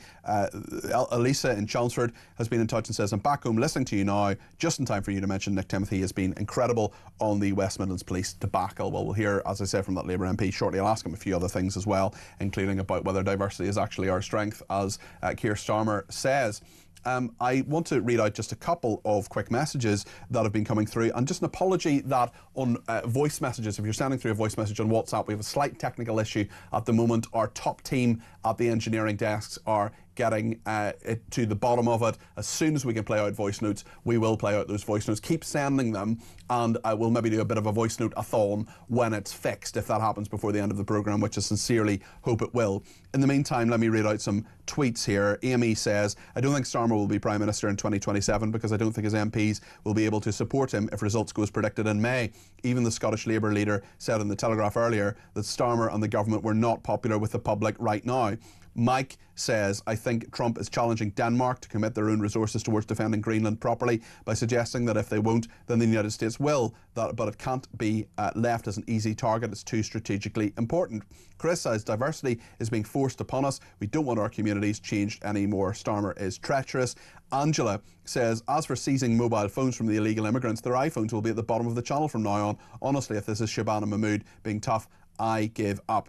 And another person says the USA want a strategic anchor in the North Atlantic, given the UK can no longer be relied upon. Phil says, I assumed any phones were already being confiscated and interrogated for intelligence about the organisers. We are pathetic. Dave also says, if he was that bothered about China, why did he call for the Chagos deal a good one and just let that go ahead? Talking about Starmer there. So much to discuss. We're going to talk about some law and order issues now, including in regard to dozens of mentally ill offenders who've gone on to kill after a secret release. Mike Neville is with us, the former Metropolitan Police detective. Mike, Happy New Year. You're very welcome to the programme. Can you just bring us through this story about the mentally ill offenders going on to kill? There are people who go to Broadmoor and places like that, but they're let out, and now there's some statistics in regard to this. Tell us your thoughts on this. Well, there are about 250 people a year who are very serious killers or involved in violence, who were put under these indefinite hospital orders and put away in Broadmoor and places like that. Now, the problem with this is that about 90% of these are released within 10 years. So they commit murders and manslaughters, and then they're released. And often the families have no idea. The Telegraph are reporting a case where a young man was stabbed to death in Toot in South London, and the man was released within 4 years. The family being consulted, and as I say, the hearing being in absolute secrecy. So normally when the parole hearings are held, the families can put forward a victim impact statement. They can make appeals, as we've seen with the parents of Jamie Bulger, how they rightfully try to keep John Venables in prison. But with mentally ill patients, it isn't like that. And you have too many experts who let people out. And over the last nearly 30 years, 30 of these people have been released and then gone on to kill again. So it's a very serious matter, and we need a bit of transparency about what's going on. Let's talk as well about the hunt for 2 prisoners continuing, a third being charged here. This is a man who absconded from a prison on New Year's Day with 2 other inmates, has now been charged with escaping from lawful custody. This keeps happening. There keep being issues about prisoners either being let out or finding their way out themselves. Yeah, absolutely. This is a prison in South Gloucestershire. 3 men absconded from the open prison on New Year's Day, as you said. The key thing that people will be asking is, why is a killer and a very violent man, why are they in an open prison? And the question I would ask is why they've absconded, because if they are in open prison, that means that they would soon be up for parole. So what are they up to? So the police, of course, will be looking into the intelligence of this. They've already released CCTV of the 2 men who are still on the loose, but they'll be checking family, they'll be checking who has been visiting them and any intelligence around them, because, as I say, it's a really strange thing for them to do. So what are they up to? Are they plotting some other crime? Because I cannot see their motive in fleeing like this from an open prison. It doesn't make sense at all. Mike, listen, thank you very much for your thoughts on all of that. Just before you go, I want to ask you about this fake admiral. This is Jonathan Carley, who's 65, causing a backlash after wearing a uniform and medals of a high-ranking officer, an admiral, during a wreath-laying service in Llandudno in South Wales. This was on the 9th of November. That would have been Remembrance Sunday, of course. He's pled guilty to posing as a Royal Naval officer and fined £500. I mean, what on earth was he up to? Well, these people are often mentally ill and the like. Or you get these Walter Mitty's. I'm a veteran. My brother's a veteran as well, and it's a grave insult. And to be honest, if you are a veteran, these people are easy spotted. They wear the most wild sort of selection of medals, which no one, I've seen a guy wearing a Vietnam one and one from the Gulf. So unless he joined when he was 3 and left when he was 69, it would never have happened. But of course, it's insulting to all the veterans. It demeans the whole service. And the offence is actually wearing the medals. You can't be prosecuted for wearing military uniforms. But we live in a bizarre world, don't we, where you can be prosecuted for posing as an admiral, but you could be totally acceptable as a man if you're dressed up as a Girl Guides leader. It's a crazy situation, but it's insulting to veterans, and hopefully this will send a message that it's completely unacceptable and stop doing it. Mike, thank you. Just to say that we don't obviously know the mental state of Jonathan Carley, but his defence solicitor Mark Haslam described it as a very sad case. He wanted to be part of proceedings, he wanted to play a part. He accepts through me that his way of playing a part was totally inappropriate, and he seriously underestimated the anxiety, anger and distress his actions would cause, and has since been publicly humiliated. Mike Neville, thank you for your thoughts on that. Mike Neville, the former Metropolitan Police detective. We'll talk about the sport next. Quite a lot happening. It's even got to a stage where I've been aware of it. So Ruben Amorim, who's apparently the Manchester United manager, he's gone. Also, Chelsea and West Ham have got tricky managerial situations too. We're also waiting for a statement on Venezuela from Yvette Cooper, the Foreign Secretary. We'll bring you a little bit of that when we have it. And we'll talk to Sean Custis, who is the head of sport at The Sun, not about Venezuela, but about the sport. Stay with us.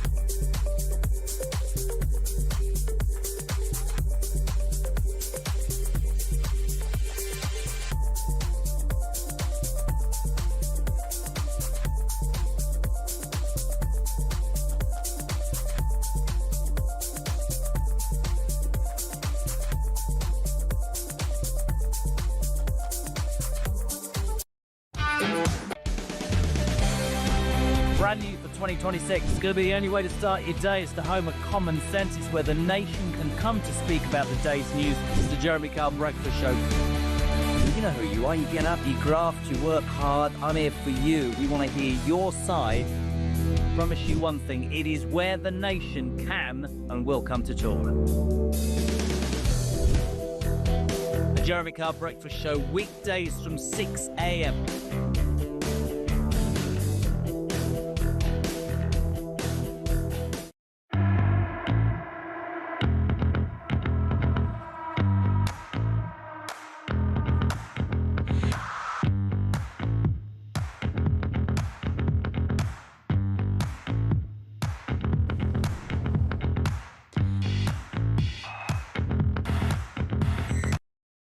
Across the UK, on DAB+, on YouTube, on your mobile, and on your side.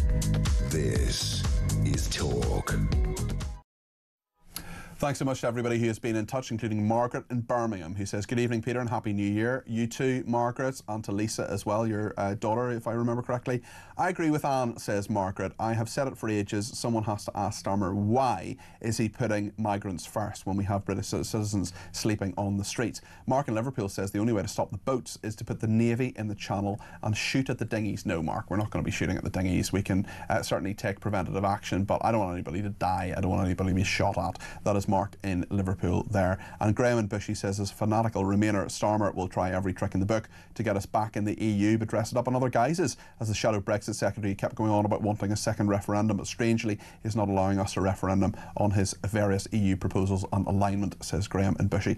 Well, who should be the next manager of Manchester United? Should that be decided by referendum? And we'll ask Sean Custis, because we're going to have the sport now. Sports news from The Sun. The top man is here. Sean Custis, the head of sport at The Sun. Sean, quiet day, feet up, pina colada? Yeah. Well, it actually started yesterday, to be honest, when Ruben Amorim went on a bit of a rant after the draw against Leeds. It followed on from something he said in his press conference on Friday, alluding to the fact he wasn't too happy with relations with the board and that he felt he was sort of being undermined, I think. So yesterday went off on this rant saying, I was supposed to be a manager, not a head coach, even though when they introduced him, when he was first appointed, it said Ruben Amorim is our new head coach. But he feels that meant he wasn't able to make the big decisions because there was a board of, including the sporting director like Jason Wilcox above him, who were making those calls, and Wilcox questioning his tactics, which I think we've talked about before, which he plays a fairly rigid 3-4-3 formation, has tweaked it a little bit just recently, but tends to stick to this 3-4-3, which wasn't working. Wilcox, it seems, questioned that, and Amorim wasn't very happy about it, went into this rant against Leeds yesterday, and you felt last night, as the night went on and there was silence from Manchester United about what they felt about this, you could sense something was coming this morning. Amorim goes into training at Carrington very early this morning, summoned in, and he's sacked. And I think ultimately Jim Ratcliffe, who's the owner of the football operations side at Man United, had decided he'd had enough. Now, he appointed him in the first place. Not that long ago, he gave him 3 years to prove himself. And that he would get that time, but he's decided now he's not going to get that time. Who's in the frame? Who's next? Well, there's a lot of names being bandied around. Glasner at Crystal Palace, whose contract runs out in the summer, is getting a shout. Maresca, who's just left Chelsea. Gareth Southgate's in the betting. There we are. He has said he wouldn't coach, but again, you can always be persuaded for a big job like that, I would have thought. Because your day, I would imagine, of The Sun would have all been a lot about Manchester United, but also Celtic, Chelsea, West Ham, so many managerial situations. Yes, Wilfred Nancy went to Celtic today. 6 defeats in 8 games, having taken over from Martin O'Neill, who was interim, who won 7 of his 8 games. Talk Sports Martin O'Neill, actually. That's right, great man. And there is a bit of a feeling that it would be really good if Martin went back now after Wilfred Nancy left. It was clearly a disastrous appointment, didn't work out. And obviously in Scotland, that's the big deal for them on the Scottish Sun. For us, it's Manchester United. And this only comes off the back of Enzo Maresca leaving Chelsea last week. His replacement has flown in, called Liam Rosenior. He's come from Chelsea's parent club in Strasbourg. He's flown in. He's not going to be announced today as the new boss, but probably will be tomorrow afternoon. Good lad, young, has a lot of character about him, but you can't see him being anything other than a yes man. Maresca's big problem was that he didn't want to be a yes man. He didn't want to work the way they wanted him to, which was to nurture young players at the club, and then when they become good, sell them. Yes. Not use them to improve your team. Yes. Sell them on. Rosenior, however he might protest, will have to do the owner's bidding because they have brought him from their parent club in Strasbourg. So it's a difficult one for him to be able to assert his authority. And for Chelsea fans, of course, it must be very frustrating when you've had, let's be honest, quite a degree of success over the last 20-odd years, to realise your club is just a feeder club for others and just there to make money. People might say football owners are in the business of making money, but you're also there for glory as well. There's got to be more than that. It does have to be more than that. Man United fans feel it should be about that, but as well, but there isn't much glory at Man United. Elisa has been in touch from Chelmsford and says, I'm a United fan. Garrick did a fab job as temporary coach. Bring him back. What would you say to Garrick? Elisa? Yeah.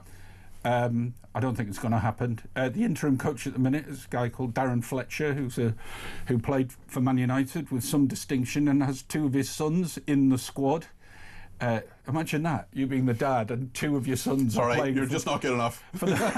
No, we're dropping you. I'm going to see Mum about that. Very Ed Miliband, David Miliband. But that would be quite something if he was the manager and he played his 2 sons. He's an interim charge. Who knows how long that's going to last? I think there's a more long-term look at what they want to do. It may be, though, that they go with an interim manager all the way to the end of the season and then relook at it in the summer and write this season off as, frankly, a bit of a disaster. Sean's having a bit of a day. Lots happening. He will bring you right up to date on the top team, of course, on this in the Sun tomorrow, and indeed online at thesun.co.uk/sport Lots to sink your teeth into there as well. And thank you to Sean Custis, who is head of sport at The Sun. Lots to discuss with you as well, especially as we talk about Keir Starmer, this interview he's given where he talks about Britishness, he talks about diversity, he talks about how he believes that to be British is to be diverse. Let's just remind ourselves what he said in this interview with the BBC. The next election is going to be about a question of what is it to be British? And I believe to be British is to be compassionate, reasonable, live and let live, and diverse. And I am proud to serve our diverse country and all of its parts. It is British to be diverse. John's been in touch from Angus, who says, I listened to the Starmer interview at the weekend. I'm a farmer in Scotland. I used to be a councillor in Angus. I've never said this about anybody in my life. I hate Starmer. He's doing nothing for this country. He's doing nothing for the people of this country. He's just thinking about Europe. He's thinking about getting more people into this country. He doesn't care about us. He's got to go. I don't know how we're going to do it. I hate him, says John in Angus. John, I don't think I've heard from you before, certainly on that matter. I didn't know you were in Angus there, and that is just the level of anger that so many people have at the moment. Tanya says, so much to unlock with what Starmer said. Aligning us with anything to do with the EU means bending to what they want because the EU hate us and no Starmer will do anything to get closer to them. Fishing rights to 2028 for the French. Food policies have met recipes to meet EU requirements, and aligning us with our net zero laws, meaning we pay ever higher energy costs. And just on Trump, Mark has been in touch. He says, I live on an island 15 miles from Venezuela. Wow, that must be one of our most far-flung listeners. Our viewers. We have a few thousand Venezuelan immigrants who have been celebrating Maduro's removal. And since the US started flexing their muscle, the local fishermen haven't felt safer for years as the cartels used to rob the local fishermen. That is Mark there. So thank you for that. Really, really interesting. And another person says, Trump taking control of Greenland. I think it is vital for European security. What has happened in Venezuela is something that will happen again elsewhere where Trump sees a threat. Great show, Peter. Well, let's speak to Mark in Lincolnshire. He has some thoughts on this. Mark, you're very welcome to the programme. I'm sorry we couldn't play your voice note. We're just having a problem with our system at the moment. But tell me your thoughts on Trump and Venezuela. Hi there, Peter. Happy New Year. Happy New Year. Yeah, I mean, the Venezuela thing. There's a few things really that I wanted to get off my chest about all this stuff. The Venezuela thing, initially, you know, when you look at what Starmer has to say about it and the European leaders in general, when they're talking about international law and, you know, at the same simultaneously they're saying, you know, they've always been wanting a safe transition of power from Maduro, you know, to whoever else, you know, in a democratic way. However, there's a real conflict here, isn't there? Because they're talking about international law. Is it legal? Blah, blah, blah. The problem is Maduro didn't give a stuff about international law. There was never going to be a safe transition of power in Venezuela. Yeah. Well, he could have had one of those. And Trump asked him to step down very recently. And, in fairness to Trump, he said this needs to happen. It didn't happen, and then he took action. Well, absolutely. This is the point, isn't it, Peter? You know, I'd much prefer a leader like Trump who's actually decisive, who sees an issue, sees a problem, talks about it, says, look, we're willing to act, and then actually acts. You know, I find that far more compelling than I do for somebody like Starmer who just waffles about anything. You know, most of it's... Although even, I know you're not a fan of Nigel Farage, Mark, but even Nigel Farage sort of, to be honest, raised my eyebrow when I saw his tweet saying this is not within international law. I wonder if you agree with that, and I also wonder if you think it matters. No, I don't think it matters. As I say, Peter, how do you apply international law to somebody that's not listening to international law? Yeah, fair point. If that makes sense. And also, it's not being implemented by the UN anyway, and it's not being implemented by the International Criminal Court if he steals an election. So there are various aspects of all of that as well. Well, this is it. You know, I mean, the other side of it I want to touch on, because I know you need to get on with other listeners as well. That's all right. No, make your point. Go ahead. The other thing I wanted to mention to you, which I mentioned on your tweet earlier, is what happens next with the US with Trump. Because obviously he's made comment, you know, he's told Iran that they're locked and loaded. And I think he's absolutely correct on this, because what people don't seem to have realised or slipped through the net here is overnight Saturday and Sunday, there has been over 14 military transports from various bases in the US that have landed in here, the UK, including special operations. So they may well be getting ready for something in Iran. Yeah, I mean, alongside that, they've brought Black Hawks and Chinooks in as well. So yes, there's definitely something there. At the very least, a threat to Iran to basically say, look, we're being serious. Yeah, absolutely. Mark, listen, if we want to get your Ayatollah, we're going to come and get him. Basically. Well, we'll see what happens, and we'll monitor that closely, of course, and we will talk about Iran, unlike many other sessions that don't. Eric is in Woking and has some thoughts on Trump. Eric, you're very welcome. What would you like to say? Yeah, hi. Yeah, I was just wondering about Trump's invasion of Venezuela. I mean, at the moment, they've charged the president with trafficking and another charge. What was that? I can't remember. Yeah, there are about 3 or 4 different drugs charges for Maduro. Yeah, I mean, where is the evidence coming from? That's what I was wondering. What the evidence for the court? I mean, it's sort of fairly well accepted. He would deny it, of course, though. He says he's a good man and an innocent man, but certainly the drugs trade in Venezuela and the corruption in Venezuela is a major issue. Yeah, I get that, but where is the evidence? I mean, who is going to give evidence for USA? Maybe they have that lined up. I mean, we don't know. He's due to appear in court again on the 17th of March. Yeah, I know. I find it quite, a weak case in any event. I mean, if there is no form of evidence. I think there will be. I mean, the US are not going to put a case across without evidence, and they would argue there's a lot of it. I just wonder what you think about the implications of this, Eric. Well, I think the implications are very serious. I mean, not to mention, the international laws which have been broken, which I think everybody seems to accept. I don't know what. Will there be any consequence for that, Eric? Yeah, there will be. I mean, there will be. Well, I don't think. It's very difficult to say what consequences are going to be directly met, but. Trump has already been convicted of various other charges, which haven't, which he's not having to, spend any sentence or time for. But this is just adding to his list of misdemeanors. The problem with him is that he's in such a powerful position. I don't think anybody is going to create any. Well, we'll see, and we'll keep a very close eye on it, Eric. Thank you for your thoughts on that. I appreciate that. In just a minute, we're going to talk about a scandal closer to home, the lies that Parliament was told about Maccabi Tel Aviv, about those supporters being going to that football match in Birmingham. We've got a Labour MP. He's never spoken to us before. He's going to be in the studio. We'll get your comments too. Stay with us here on Talk.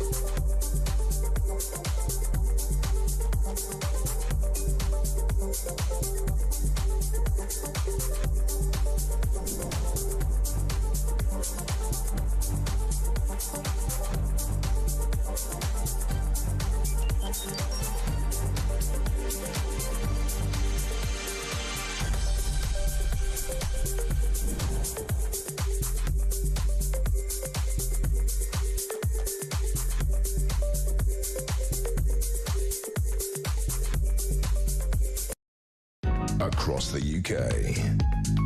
On DAB+. On YouTube. On your mobile. And on your side. This is Talk.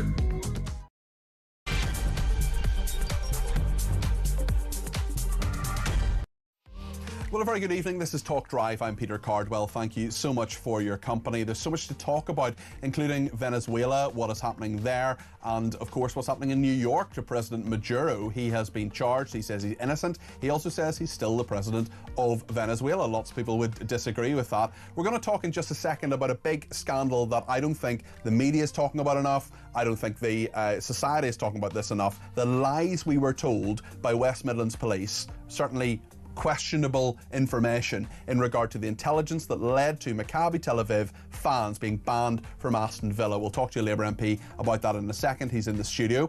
Yvette Cooper, who's the Foreign Secretary, of course, as well. She is due to speak to Parliament about Venezuela. We'll take a little bit of that too. And this hour, we'll talk about whether Starmer could face a revolt by Labour MPs in regard to Maduro. We'll talk about Greenland as well. And we will talk about what's in the Sun tomorrow. Their night news editor will be with us. We'll have a chat with them. As always, you can get your voice on the air. 0344 499 1000 is the number to call. You can text me 87222 with the word talk in your text. You can tweet me at talkTV. Follow me at Peter Cardwell. Send me a voice note. We're seeing if they're working. We're trying to get that sorted out. Apologies, there's a slight technical error at the moment. Our engineering bods are on the case, but keep sending them in. 0344 499 1000. You can send me a WhatsApp text message or give me a ring on that number too. Loads to discuss between now and 7 o'clock. Stay with us here on Talk Drive. And just to let you know, I'll be here all week, and of course Kevin O'Sullivan will be here after 7 o'clock. We'll have a quick chat with him about what's coming up on his programme. But now I just want to talk about Maccabi Tel Aviv. You'll remember in November there was that match at Maccabi Tel Aviv, and that they were playing Aston Villa, and their supporters were banned from coming to Birmingham. Now, today it was Home Office questions, and the Home Secretary Shabana Mahmood and her team, including Sarah Jones, were asked about this, and it was an MP, a Conservative MP called Nick Timothy, who asked, I'll just read you out what he said. He said, on the 7th of October, the police told a private meeting they planned to ban Israeli fans from Villa Park. This was, to quote the minutes, in absence of intelligence on the 9th of October. They accepted they needed to find a more clear rationale for the decision already made on the 16th of October. They said they suddenly found significant intelligence for a ban. This is complicated, but it's important. It's about trust in our society. It's about trust in our institutions. It's about trust in government to some degree, but it's mainly about trust in the police. And actually, the Chief Constable and the Assistant Chief Constable are going to be brought back to Parliament, to their Select Committee, the Home Affairs Select Committee. That's happening tomorrow. Nick Timothy continued, this supposedly came from a conversation with the Dutch police on the 1st of October, before the first meeting held in the absence of intelligence. Does the Home Secretary believe West Midlands Police? Yes or no? And responding for the government was the Home Office Minister, Sarah Jones. This is what she said. I think, as the honourable gentleman knows, we have asked HMIC FRS to look at this. We are waiting to see what they have to say. That is absolutely the right thing to do.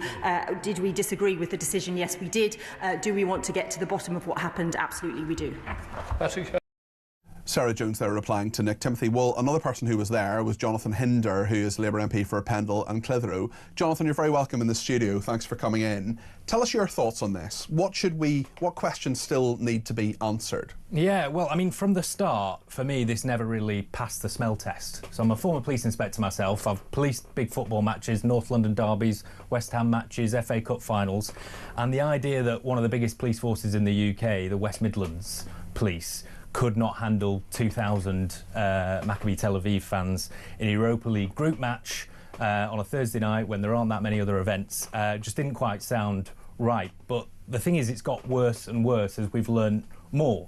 So, as was reported in the Sunday Times yesterday, it really seems like the decision was already made prior to them going out and finding so-called intelligence with which to justify the decision. Now, you know, when I was leading teams of PCs and sergeants, if one of my PCs made a particular decision and then retrospectively went and found the evidence to justify it, then they'd have very serious questions to answer. And I think that is the position that the leadership of the West Midlands are facing now. They're obviously back before the Home Affairs Select Committee this week. I don't think that's ever happened before. I don't think there's ever been a situation in Parliament where a chief constable of a police force has been recalled because their story doesn't stack up. And you will know, as an MP who a lot of people don't trust, not you personally necessarily, but MPs in general often aren't trusted.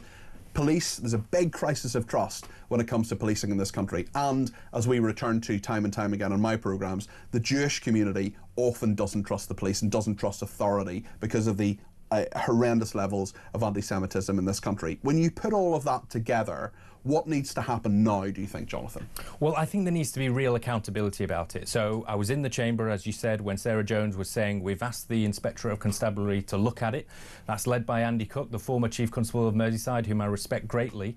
And I think he will really come at this with a hard nose in terms of what, you know, really needs to happen and what has actually, you know, get under the skin of what has actually happened here. And I think we're getting pretty close. Do you think we've been lied to? Do you think we've been lied to? I don't know whether I would use that word at this stage, but it's not looking good. You know, it looks like they basically had already made the decision. One of the council officers was challenged on the fact that they didn't really seem to have a great rationale for it. So they went out and found it. And some of the things they've talked about happening in the Netherlands just don't seem to have happened. You know, this idea that a lot of people have been thrown into the canals when apparently it was only one individual. And it was a Jewish person. And it was a Tel Aviv supporter. Yeah, that's right, who wasn't allowed out until he shouted Free Palestine. I mean, we know, let's not sugarcoat this, there are people who are Maccabi Tel Aviv fans who are thugs. There are people who really don't uphold the standards that the vast majority of Maccabi Tel Aviv fans and the vast majority of football fans in this country do. But as you say, West Midlands Police saying we can't handle this. I mean, I don't want to be too conspiratorial about this, but what comes next? Do you say to Jewish people, well, we can't protect your synagogue, for example? Yeah, I mean, this is what it comes down to for me, is the fact that the British police are proud, and I remember this phrase being said so many times during my service, we are proud to serve without fear nor favour.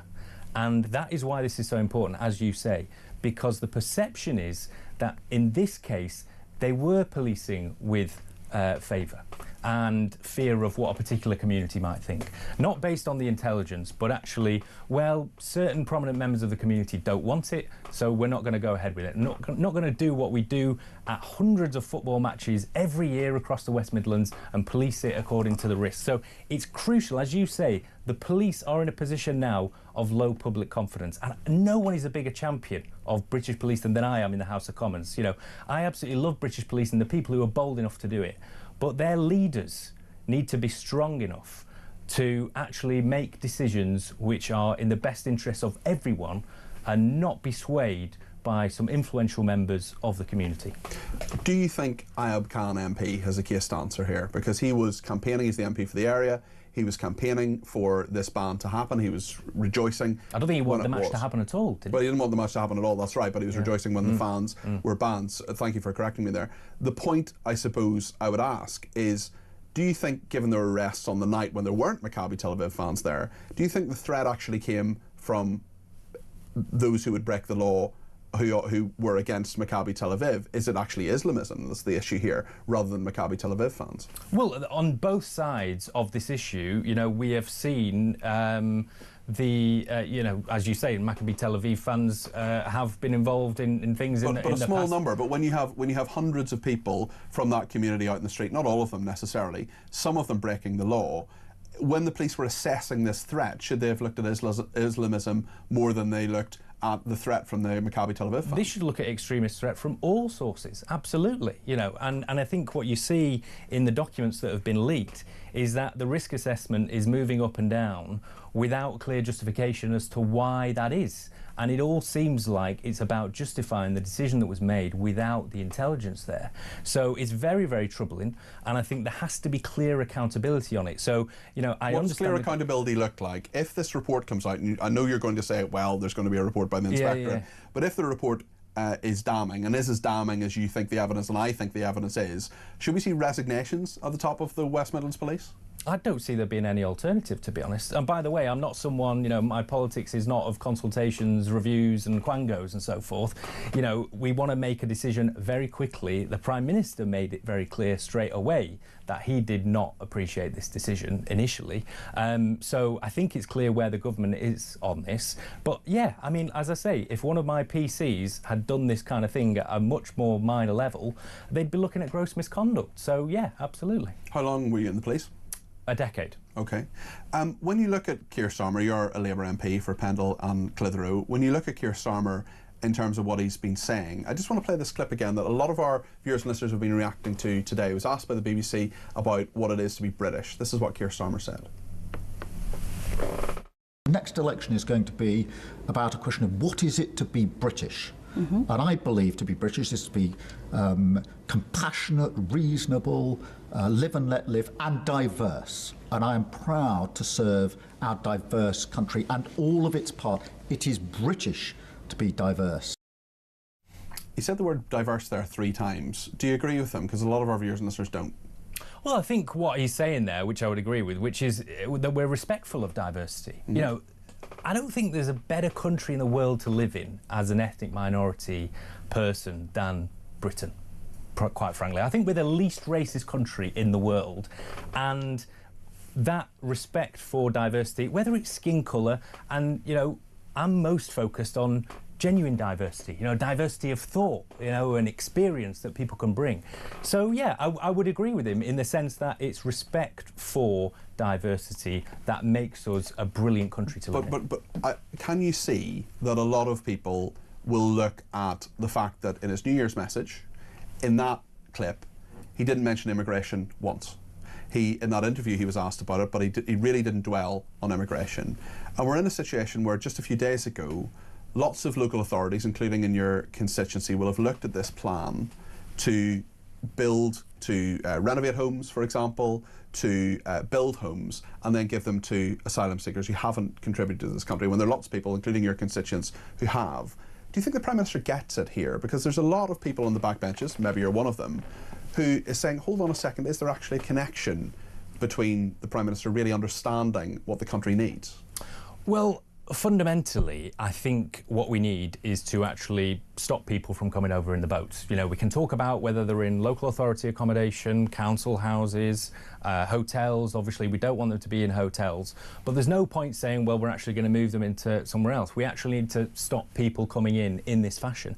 So that's what I think Shabana Mahmood understands, which is it's not about the accommodation that you're in, although it is important in terms of a deterrent. Moving people into army bases rather than hotels is a step in the right direction. Should they move into council homes, for example? Because you have a lot of people on those council waiting lists saying, hold on a second, what about me? Well, this is getting pushed by Labour's opponents, and I'm not really sure there's that much in it, to be honest. I'll wait to see the details. Scheme. Well, we don't want people to be in hotels. There'll be a variety of places where they are put in the meantime, while we're actually stopping the boats from coming over in the first place. For me, you've got to have a very, very strong deterrent, which means that people don't want to make that trip in the first place. It's so crucial if we sort this out. If we don't sort out this boats issue, we will lose the next general election. It's as simple as that, so we've got to get on with it. But you look at one in, one out, for example, and we've accepted more people than we've put back. The measures that the party you're part of are taking are not working.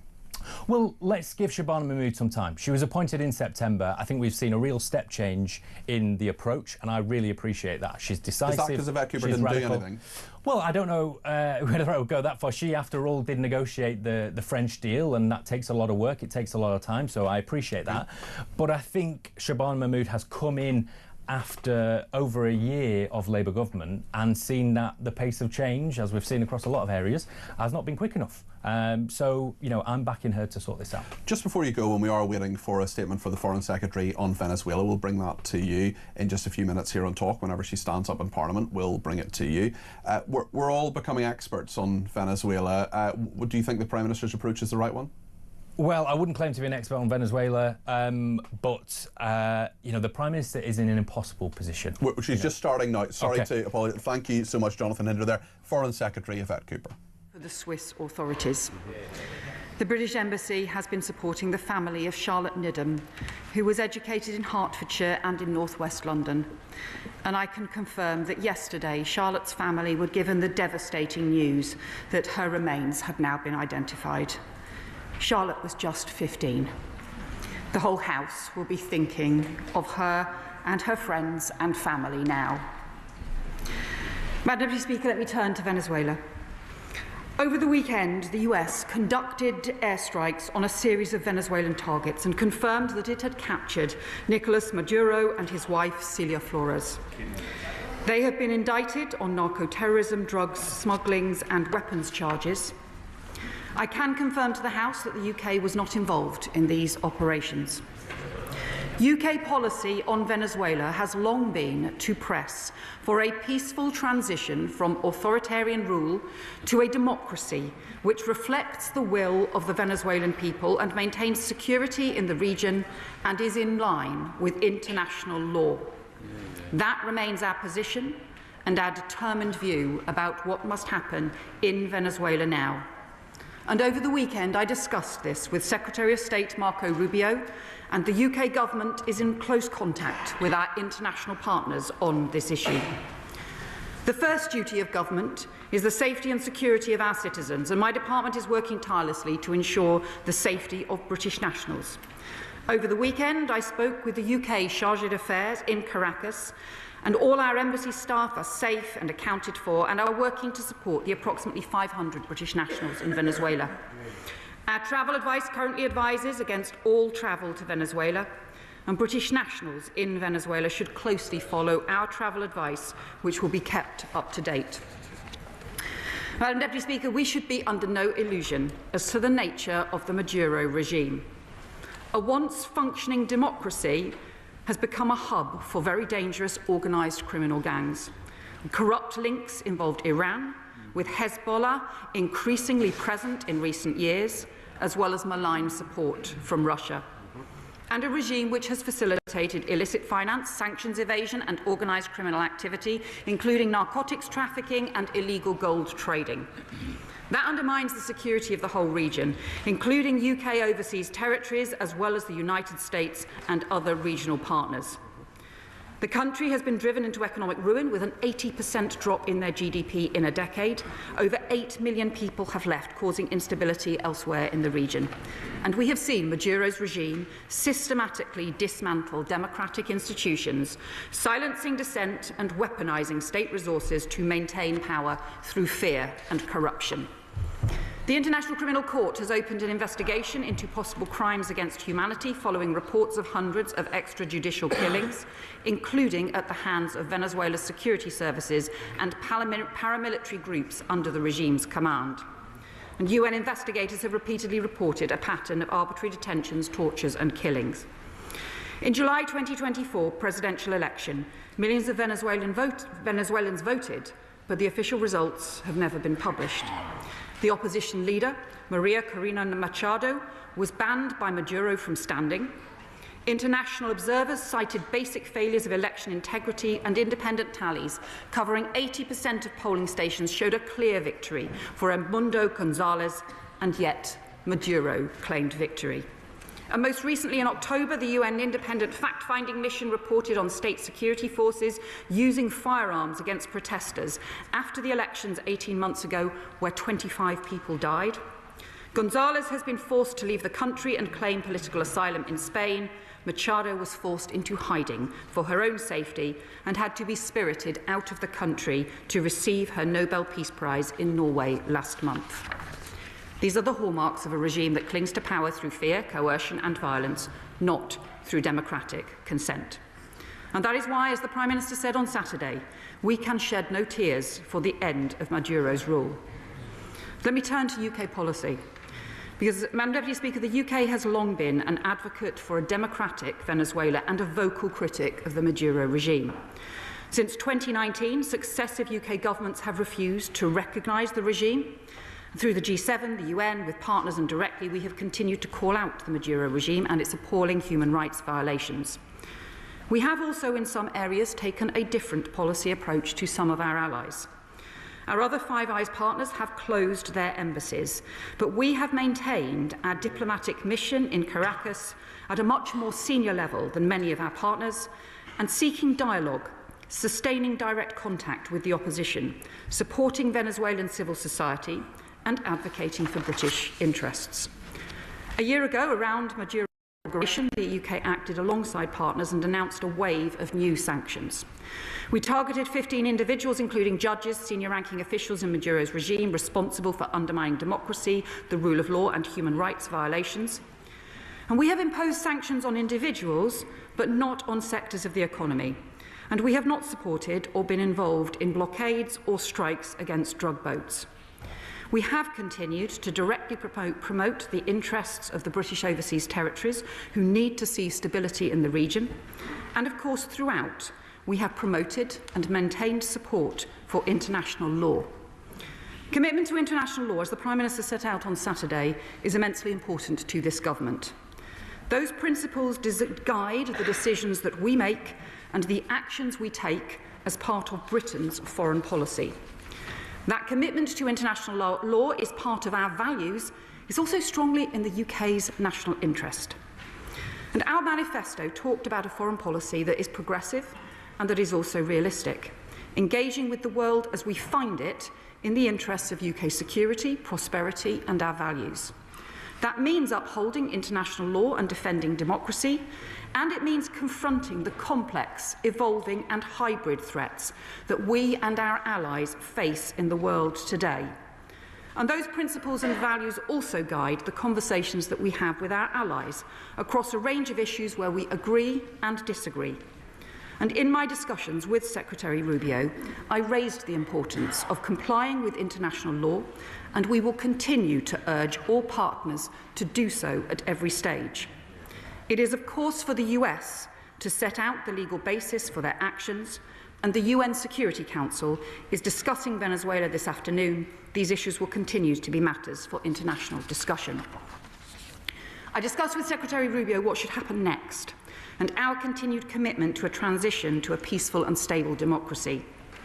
Our collective immediate focus must be on avoiding any deterioration in Venezuela into further instability, criminality, repression or violence. That would be deeply damaging for the people of Venezuela, our own overseas territories, our allies, and in the US and other regional partners.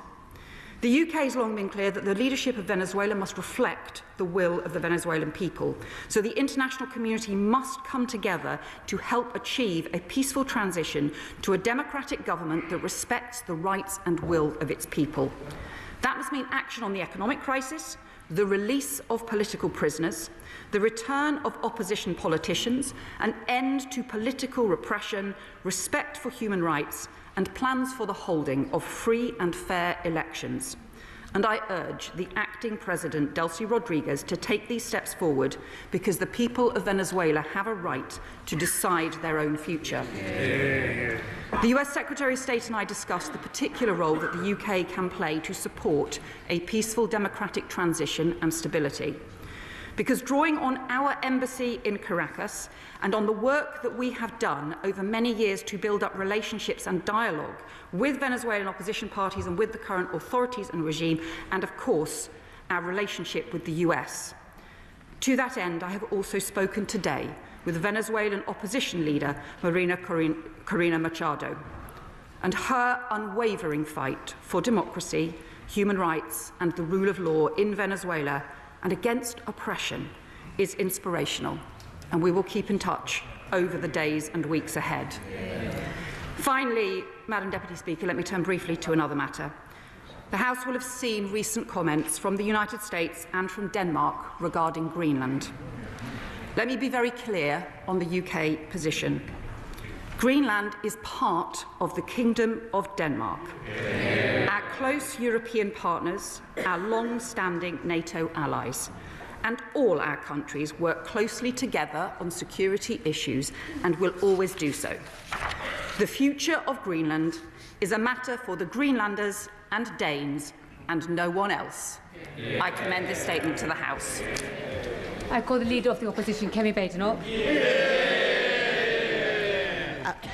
Thank you, Madam Deputy Speaker. And I would like to start by associating myself with the condolences expressed by the Foreign Secretary about the awful tragedy in Crans, Montana. And I also would like to thank her for her statement on Venezuela. Although I am disappointed that it is not the Prime Minister delivering this statement, because many of us in this House and beyond want to know how he is going to respond to this situation. Madam Deputy Speaker, Nicolas Maduro was a tyrant who criminally abused the Venezuelan people and destabilized the region. It is no surprise that there is jubilation on the streets because Venezuelans remember what their country was like before it was ravaged by years of socialist dictatorship. For years, the Conservative government refused to recognize the legitimacy of Maduro's horrific regime of brutality and repression, and we were pleased to see the Labour government follow suit. However, Madam Deputy Speaker, we are in a fundamentally different world. The truth is that while the likes of China have been strategic and aggressive in strengthening their influence across the world, including South America, the West has been slow. Foreign policy should serve our national interest. It should be about keeping Britain safe. We should be clear-eyed. The United States is our closest security partner. We must work with them seriously, not snipe from the sidelines. We on this side of the House understand why the US has taken this action. As the Foreign Secretary said, UK policy has long been to press for a peaceful transition from authoritarian rule to a democracy. That never happened. Instead, Venezuelans have been living under Maduro's brutal regime for many years. The US has made it clear it is acting in its national interest against drug smuggling and other criminal activity, including potential terrorism. So we understand that. However, we do have concerns about what precedent this sets, especially when there are comments made about the future of Greenland. It is important that the United Kingdom supports its NATO ally, Denmark, which has made it categorically clear that Greenland is not for sale. So I welcome the Foreign Secretary's remarks in that regard. What is critical now is the stability of the region and the wider world. It is important that we listen to those who have been risking their lives for freedom and democracy in Venezuela. Opposition leader Maria Corina Machado, when asked about US action, said that Venezuela had already been invaded by Iran, by Russia, by drug cartels, and Hamas and Hezbollah. It is clear that Venezuela had become a gangster state. I am pleased to hear that the Foreign Secretary has spoken to Maria Machado, but can she also update the House on whether the Prime Minister has spoken to President Trump? And I ask this because the government talks up its relationship with the US, but we keep finding that we are not in the room when big decisions are made. Madam Deputy Speaker, we should be under no illusions. A democratic transition in Venezuela will be far from straightforward. So when the Foreign Secretary speaks of democratic transition, what does that actually mean to the government in practice? And can she also set out what happens to the UK's Venezuela sanctions regime now? In a world changing as it is, we must be serious and responsible about our security and standing. We know what the President of the United States strategy is. His government set out its national security strategy last year. The US is acting in its national interest. We need to do the same. We should be working to protect the rules-based order, and we should be standing up to hostile actors that want to undermine us. But what is our government doing instead? Giving away the Chagos Islands and paying £35 billion for the privilege with no strong legal basis to justify this. Last year, the Defence Committee warned that the UK was not adequately prepared to defend herself from attack. The government is still stalling on defence spending. Conservatives want to see spending increase to 3% of GDP. We want to see spending increase to 3% of GDP by the end of this Parliament, given the changing world. Why has the government not matched that commitment? It has never been more important for the UK to have a coherent foreign policy strategy. Right now, Labour doesn't have one. If they do, we'd like to hear the Foreign Secretary tell us what it is, because I didn't hear anything remotely sounding like that in her statement. Let us be honest, Madam Deputy Speaker. Old strategies will not work. We are living in an increasingly dangerous world. The axis of authoritarian states seeking to undermine us respects just one thing: strength. Britain must be ready and willing to defend our own interests, to protect ourselves from those who would undermine us, to protect the unity of the Western Alliance, and to support democracy and freedom around the world. Foreign Secretary. So we heard both from the Foreign Secretary, Yvette Cooper, and the Leader of the Opposition, Kemi Badenoch. We'll get your reaction to all of that. 0344 499 1000. We'll also find out what's in the Sun tomorrow, how they're covering this big international story. Stay with us here on Talk.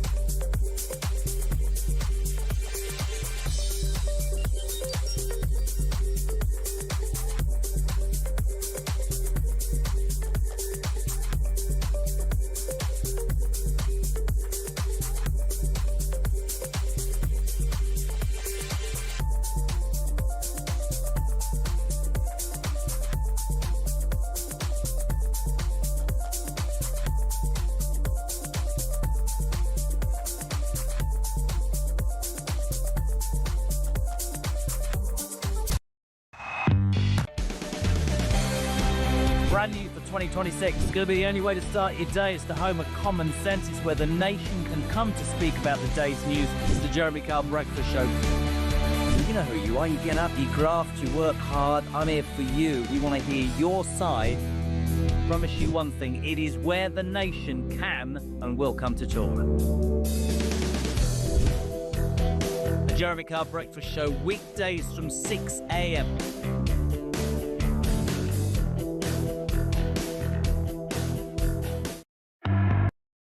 Across the UK, on DAB+, on YouTube, on your mobile, and on your side. This is Talk.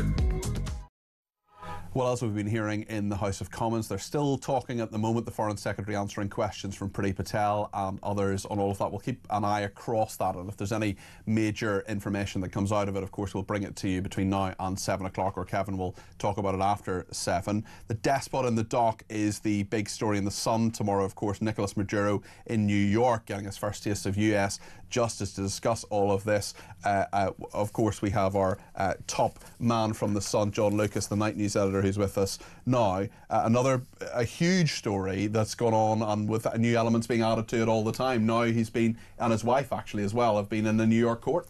Yep, that's right. So this is the next stage in this extraordinary saga, this amazing tale that happened. Started Saturday morning. You know, we're all watching it unfold on Twitter. I'm sure everyone was up at 7 o'clock in the morning watching this happen. Do you know, I was on air media. at the time, and as it was unfolding, I did quite a lot of broadcasting on 2 stations actually on Saturday, and as it was unfolding, I sort of took it the whole way through. Some of the detail, just incredible work of Delta Force, for example, whether you think it's a good thing or a bad thing, but now we're getting more and more detail all the time about what he's accused of and all the rest of it. I mean, that's the key thing, whether you think it's right or wrong. It's extraordinary military operation to go in, extract Nicolas Maduro and his wife, Cilia Flores, from their beds, bring them back to the US, and the whole thing was over in 3 hours. Well, it probably took about 3 hours today. We've seen Maduro come from this max security detention centre in New York. He was put in a car first of all, then he was transported to a helicopter. He looked absolutely knackered, to be fair. Yeah, well, you would be. You would and be. Also, I mean, I do think it's interesting. One of the details I found particularly interesting about it is the holding place that they have in Brooklyn also housed Ghislaine Maxwell and P. Diddy. Yes. All sorts of nefarious characters have spent time there. So it wasn't one of those court hearings in the US that's on camera, so we didn't see him on our TV screens, but we had a reporter in the court, and Maduro was in the dock. He wasn't cuffed in the dock. He had a headset so he could listen to what was being said. I think he did speak in English at some point, just to confirm his name. So this was an arraignment where I don't think they don't read out the full indictment. But defiant within that as well. He says, I'm not guilty. He says, I am the president of Venezuela. I mean, two of those things that and he said, Donald Trump doesn't agree. That's right, and he said, well, I consider myself a prisoner of war. So whether he carries on with that as we go. Now, another interesting thing about this court appearance is, at the start of the day, we didn't know whether he had any representation. He does now. He has this chap who previously represented Julian Assange, who secured this plea deal for him, I think last year it was. So, you know, he's got a top guy on his case in plenty of form. But if you have had a chance to look through this indictment, there's lots of cynicism about, you know, this is really for oil, it's really for gold. And also, can he get a fair trial? And I'm sure, you know, that is a big part of it. But the indictment is actually very, very detailed. They seem to have a lot of evidence about how Maduro personally and his top officials were directly involved with drugs cartels, and they were facilitating. If you know where, you know, not to be patronising, but if you know where Venezuela is on the map, it's a very, very crucial geographical area to get drugs up into North America. And there's lots of evidence about the practical arrangements that they had for doing these shipments. And you know, you have to circumnavigate Cuba as well, and we know, of course, the majority of the people killed in this operation were by US Special Forces, were Cuban bodyguards. So they do seem to have a lot of evidence against him. He didn't apply for bail, and obviously he wouldn't have got it. He knew he wouldn't have got it. He's going to spend a long time in prison, and if he is found guilty, these charges that he's facing could include the death penalty if he's found guilty. But it's a fascinating thing, and obviously the bigger context of this is, you know, you've got.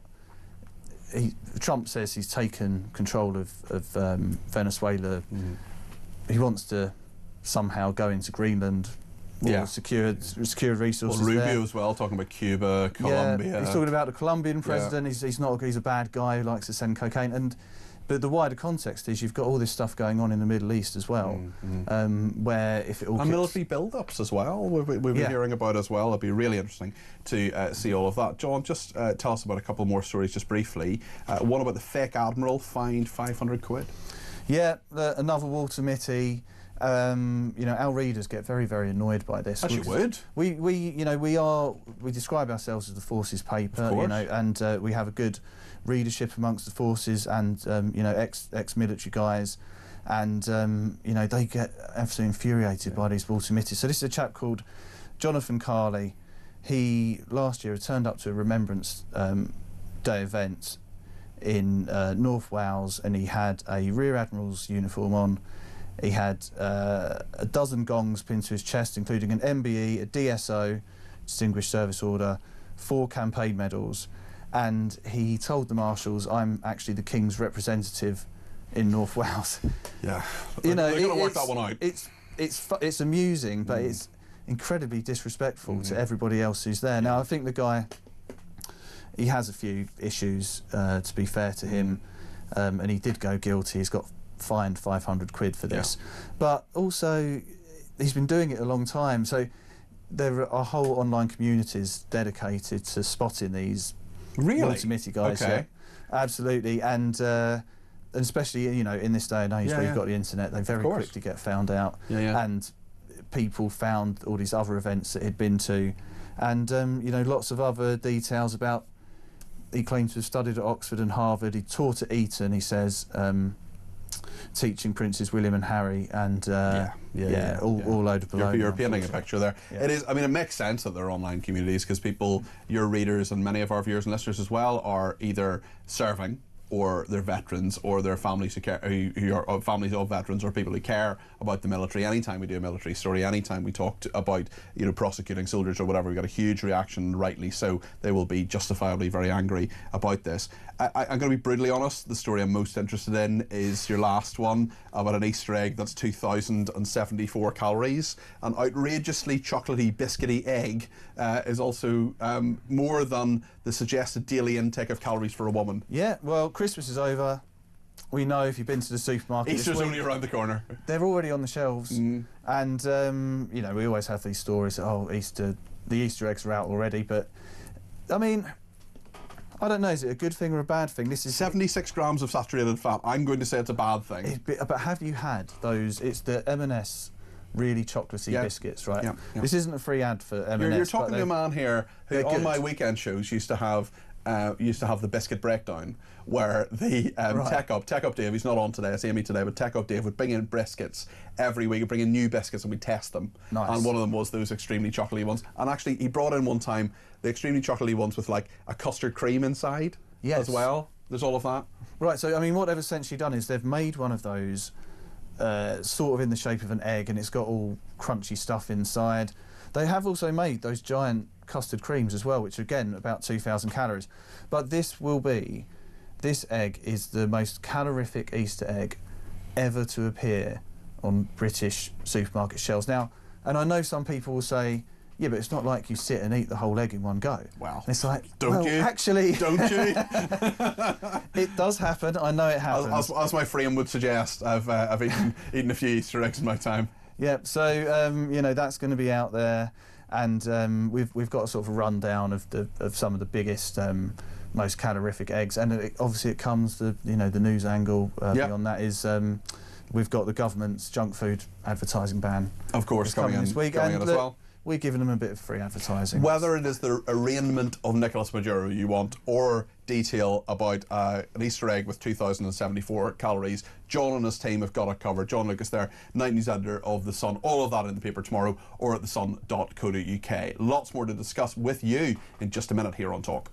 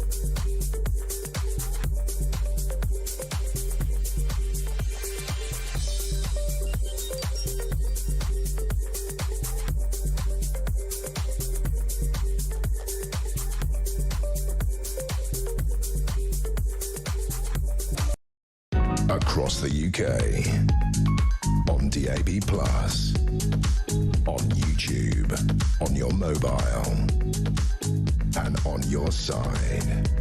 This is Talk. Thanks to Betty, who's been in touch and says, Peter, the US already has a massive base and sites across Greenland, so they could reinforce those at any time. This is about minerals and the anti-EU brigade, in Betty's opinion. Anne says, at times it sounded like Yvette Cooper was speaking about the actions of her own governing party, economic ruin, dismantling democracy, silencing dissent, and maintaining power through fear. You couldn't write it, could you? Says Anne. Anne, very good points there, but I don't think Starmer is Maduro. I think he's a much better person than Maduro is, although so many people really, really don't like Keir Starmer. And listen, whatever your thoughts are in the next 15 minutes, the floor is yours. 03444991000. Alan in Salford is one of those people who's given us a ring. Alan, what would you like to say? You're very welcome to the programme. Hello, Peter. Hi there. Nice to speak to you again. Happy New Year. Happy New Year. I'm going to knock it off for the next 3 years because we've got 3 years of this government, so I don't really feel up to making anything for New Year. Okay. On this Maduro thing. Yes. Now, Mr. Trump is using this sphere of influence over his area. This is the old-fashioned way of saying looking after your country. Now, our government doesn't do that at all, because we've got people. It's interesting you say that, actually, because Trump says, Alan, he says this is part of putting America first. Yes, exactly. And isn't it about time we put Britain first? Do you think Starmer does that? No, I'm afraid. I think he's a bit of a traitor, to be honest. You know, that's a strong word, Alan. Why do you think that? Logical. Well, he's more interested in Europe, to be honest. As soon as you get rid of him, and he'll go in 3 years. You know where he'll go? On the top table in Europe, for my money. That's where he's headed. Okay. Very interesting to talk to you, Alan. Listen, thanks. Sorry, go ahead. Another point, sorry, go ahead. Yeah. Funny enough, I had a flick round on the television this afternoon, and he was on Sky News. And he was in the primary school, Mr. Starmer, and he was giving it all about, well, you know, everything's going to be all right. We've made the fares on the trains better and everything. And they could hear the kids sort of, you know, there must have been about 5 and 6. And I thought, who are you talking to there? You're supposed to talk to the people of this country. You just don't talk to the people of this country. Alan, listen, thanks for your thoughts on that. Let's hear Kevin in Norfolk and his views on what's going on in the world. Kevin, you're very welcome. What would you like to say? Hi, Peter. Thanks for having me on. Happy New Year. Happy New Year. I do follow your shows. I was listening intently on the weekend when you actually made a point about if there was any news items that you thought weren't being covered, certainly in the media or by talk radio, to bring it to your attention. What have you got for me, Kevin? Right, okay. 15th of January is the Uganda presidential elections. Okay. They're already intimidating the opposition. It's well known that the guy is, in his own country, is even more unpopular than Keir Starmer is here. He will, yet again, everyone is assured, will fix the elections. That the opposition candidate, Bobi Wine, who has a huge following in Uganda, will once again not get elected. Now, I've been to Uganda several times. I did speak to you before. My partner is from Uganda. She's a legal migrant. We're just about to renew her visa. £2,500, by the way, Peter.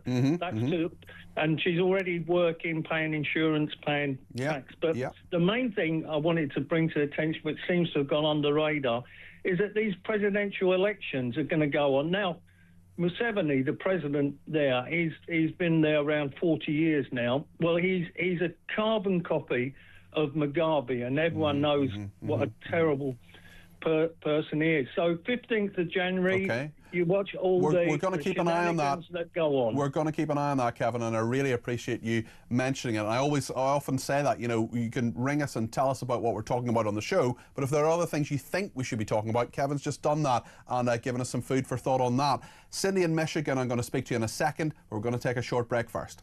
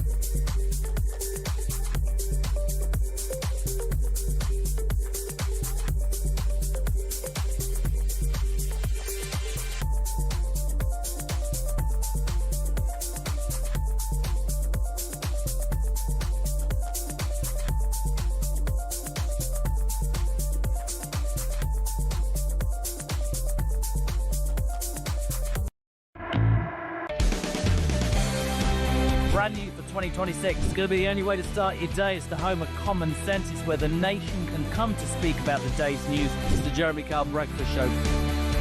You know who you are. You get up, you graft, you work hard. I'm here for you. We want to hear your side. Promise you one thing, it is where the nation can and will come to talk. The Jeremy Kyle Breakfast Show, weekdays from 6 a.m.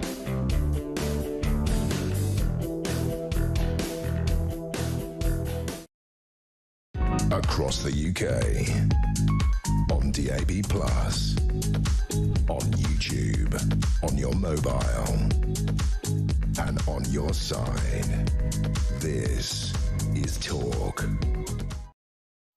Thank you so much to everybody who has been in touch, including Cindy in Michigan, who's been waiting patiently. Cindy, you're very welcome to the programme. What would you like to say about your president? Peter, thank you for having me on. I support Donald Trump 100% in what he's doing. I think he's trying to send a message to China. What message is that, do you think? It's a little bit, the message is a little bit intimidating. It's a little bit intimidation here because China's trying to take over everything in the world, and they're doing business with Venezuela. So I don't think Trump likes that, and I do support it. I do. And this dictator needed to be taken out. It's interesting, though, from your perspective, because it's kind of none of our business in a way, but I'm going to tell you, as an American, I agree with what Trump did at the same time. Well, he would say, actually, that this is America first in action, that he's helping America. He's dealing with someone who's brought a lot of drugs into America. When he talks about Colombia, Cuba, and now Greenland as well, Cindy, does that concern you in any way, or does that... Well, here's the thing with Greenland. I think... Okay, let me tell you, we need it strategically and militarily. We need that also, but to not only to protect America, but to protect Europe. Do you honestly think the people of Greenland agree with you? I think they're looking at it like bullying. So when you we want to help, we feel like we need to protect Europe too. It's not just us we want to protect. But shouldn't Trump therefore work a bit more closely with European allies like Starmer, for example? I think that he should, but Starmer is acting very weak. Like, if I were Trump, I really wouldn't want to work with Starmer because it doesn't feel like he's interested. Okay. He feels like he is indifferent, weak, like a wet noodle. Like, I feel he's got a backbone as strong as a wet noodle. He needs to be a little bit more assertive, and also there needs to be, look, we're allies and we're tight, and he needs to have more of a stronger front. Okay. Cindy, listen, thanks very much. Really interesting to speak to you all the way from Michigan on the east coast of America. Scott is in Essex, a little bit closer to home. Scott, you're very welcome to the programme. What point would you like to make this evening?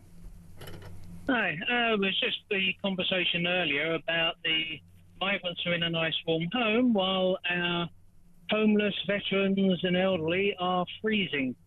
It was a point that someone made when I was having a bit of discussion about this earlier. And it's, if we tried to create a charity to look after the British Indigenous people first, finding shelter for our veterans on the streets, finding heating and accommodation and company for our elderly who have contributed to this country, you'd immediately have the media screaming racist far right and the usual socialist names. And then you'll have the politicians demanding that we must look after migrants first because they actually need it, not us. Everything's the wrong way round.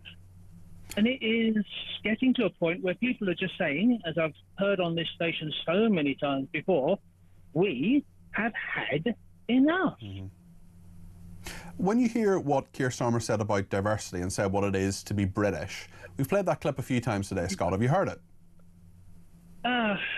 I've given up listening to most of what he says. Most of it's just waffle and everything else. Did you hear what he said on being British, though? Did you hear that earlier today? No. Okay, I'm going to play it to you now, and I'm going to ask your opinion on it, Scott. Let's play that clip of Starmer talking about diversity and what it is to be British. The next election is going to be about a question of what is it to be British? And I believe to be British is to be compassionate, reasonable, live and let live, and diverse. And I am proud to serve our diverse country and all of its parts. It is British to be diverse. Scott, what do you think of that? Can I start laughing now, or should I just burst into tears? It's up to you. You can react however you want, Scott. But that is what the Prime Minister of this country thinks. In other countries around the world, to be French is to have an over-opinionation of food. To be China, you can be proud of Chinese history, even if the partying involved isn't that good. British, we were the mad dogs and Englishmen, went out in the noonday sun. We were the fair play, support the underdogs, give charity to those in need. But we're drawing the line at those in greed. And that's where it's going wrong. We need to look after the people who need to be looked after, not kick our people into the ditch and tell them to be quiet. We need to be, if we're going to be strong enough to look after the world, we need to be strong enough. Okay. If we help everyone else, we're on our knees. Who's going to help us up? No one has ever helped this country. Thank you, Scott. Good to talk to you this evening. That's Scott in Essex there. It's now been confirmed that Claire's, which was previously known as Claire's Accessories, has gone into administration. There's another business as well which has gone into administration. It is the original factory shop. They're being put into administration. That's risking 2,500 jobs. That's been confirmed. It comes after a turbulent time for Claire's, popular with young people for its brightly coloured accessories, which was seeking a buyer after this US owner filed for bankruptcy last year. Modella Capital owns both chains, saying retailers would enter insolvency proceedings across the UK and Ireland, and that is the confirmation that the high street retailers Claire's and the original factory shop are being put into administration. That risks 2,500 jobs. Thank you to Cliff in Berkshire. He says in Reading today, Starmer said people would start to feel the difference as the Labour government makes in people's pockets. I can confirm that I've already started to feel the difference. He misunderstands the less is more concept, says Cliff. Barry says, message for Jonathan Hinder MP, you've already lost the next election. He probably knows that in his heart of hearts, it must be said. And thank you to Ellie. He says, I thought the Foreign Secretary was talking about this country with their description of the way Venezuela was being run, with elections being cancelled, ruling by fear and heavy-handed police, etc. It's scary how similar, albeit at a much lower level, this socialist country is compared to that socialist country. Well, Ellie, thank you for that. You have the last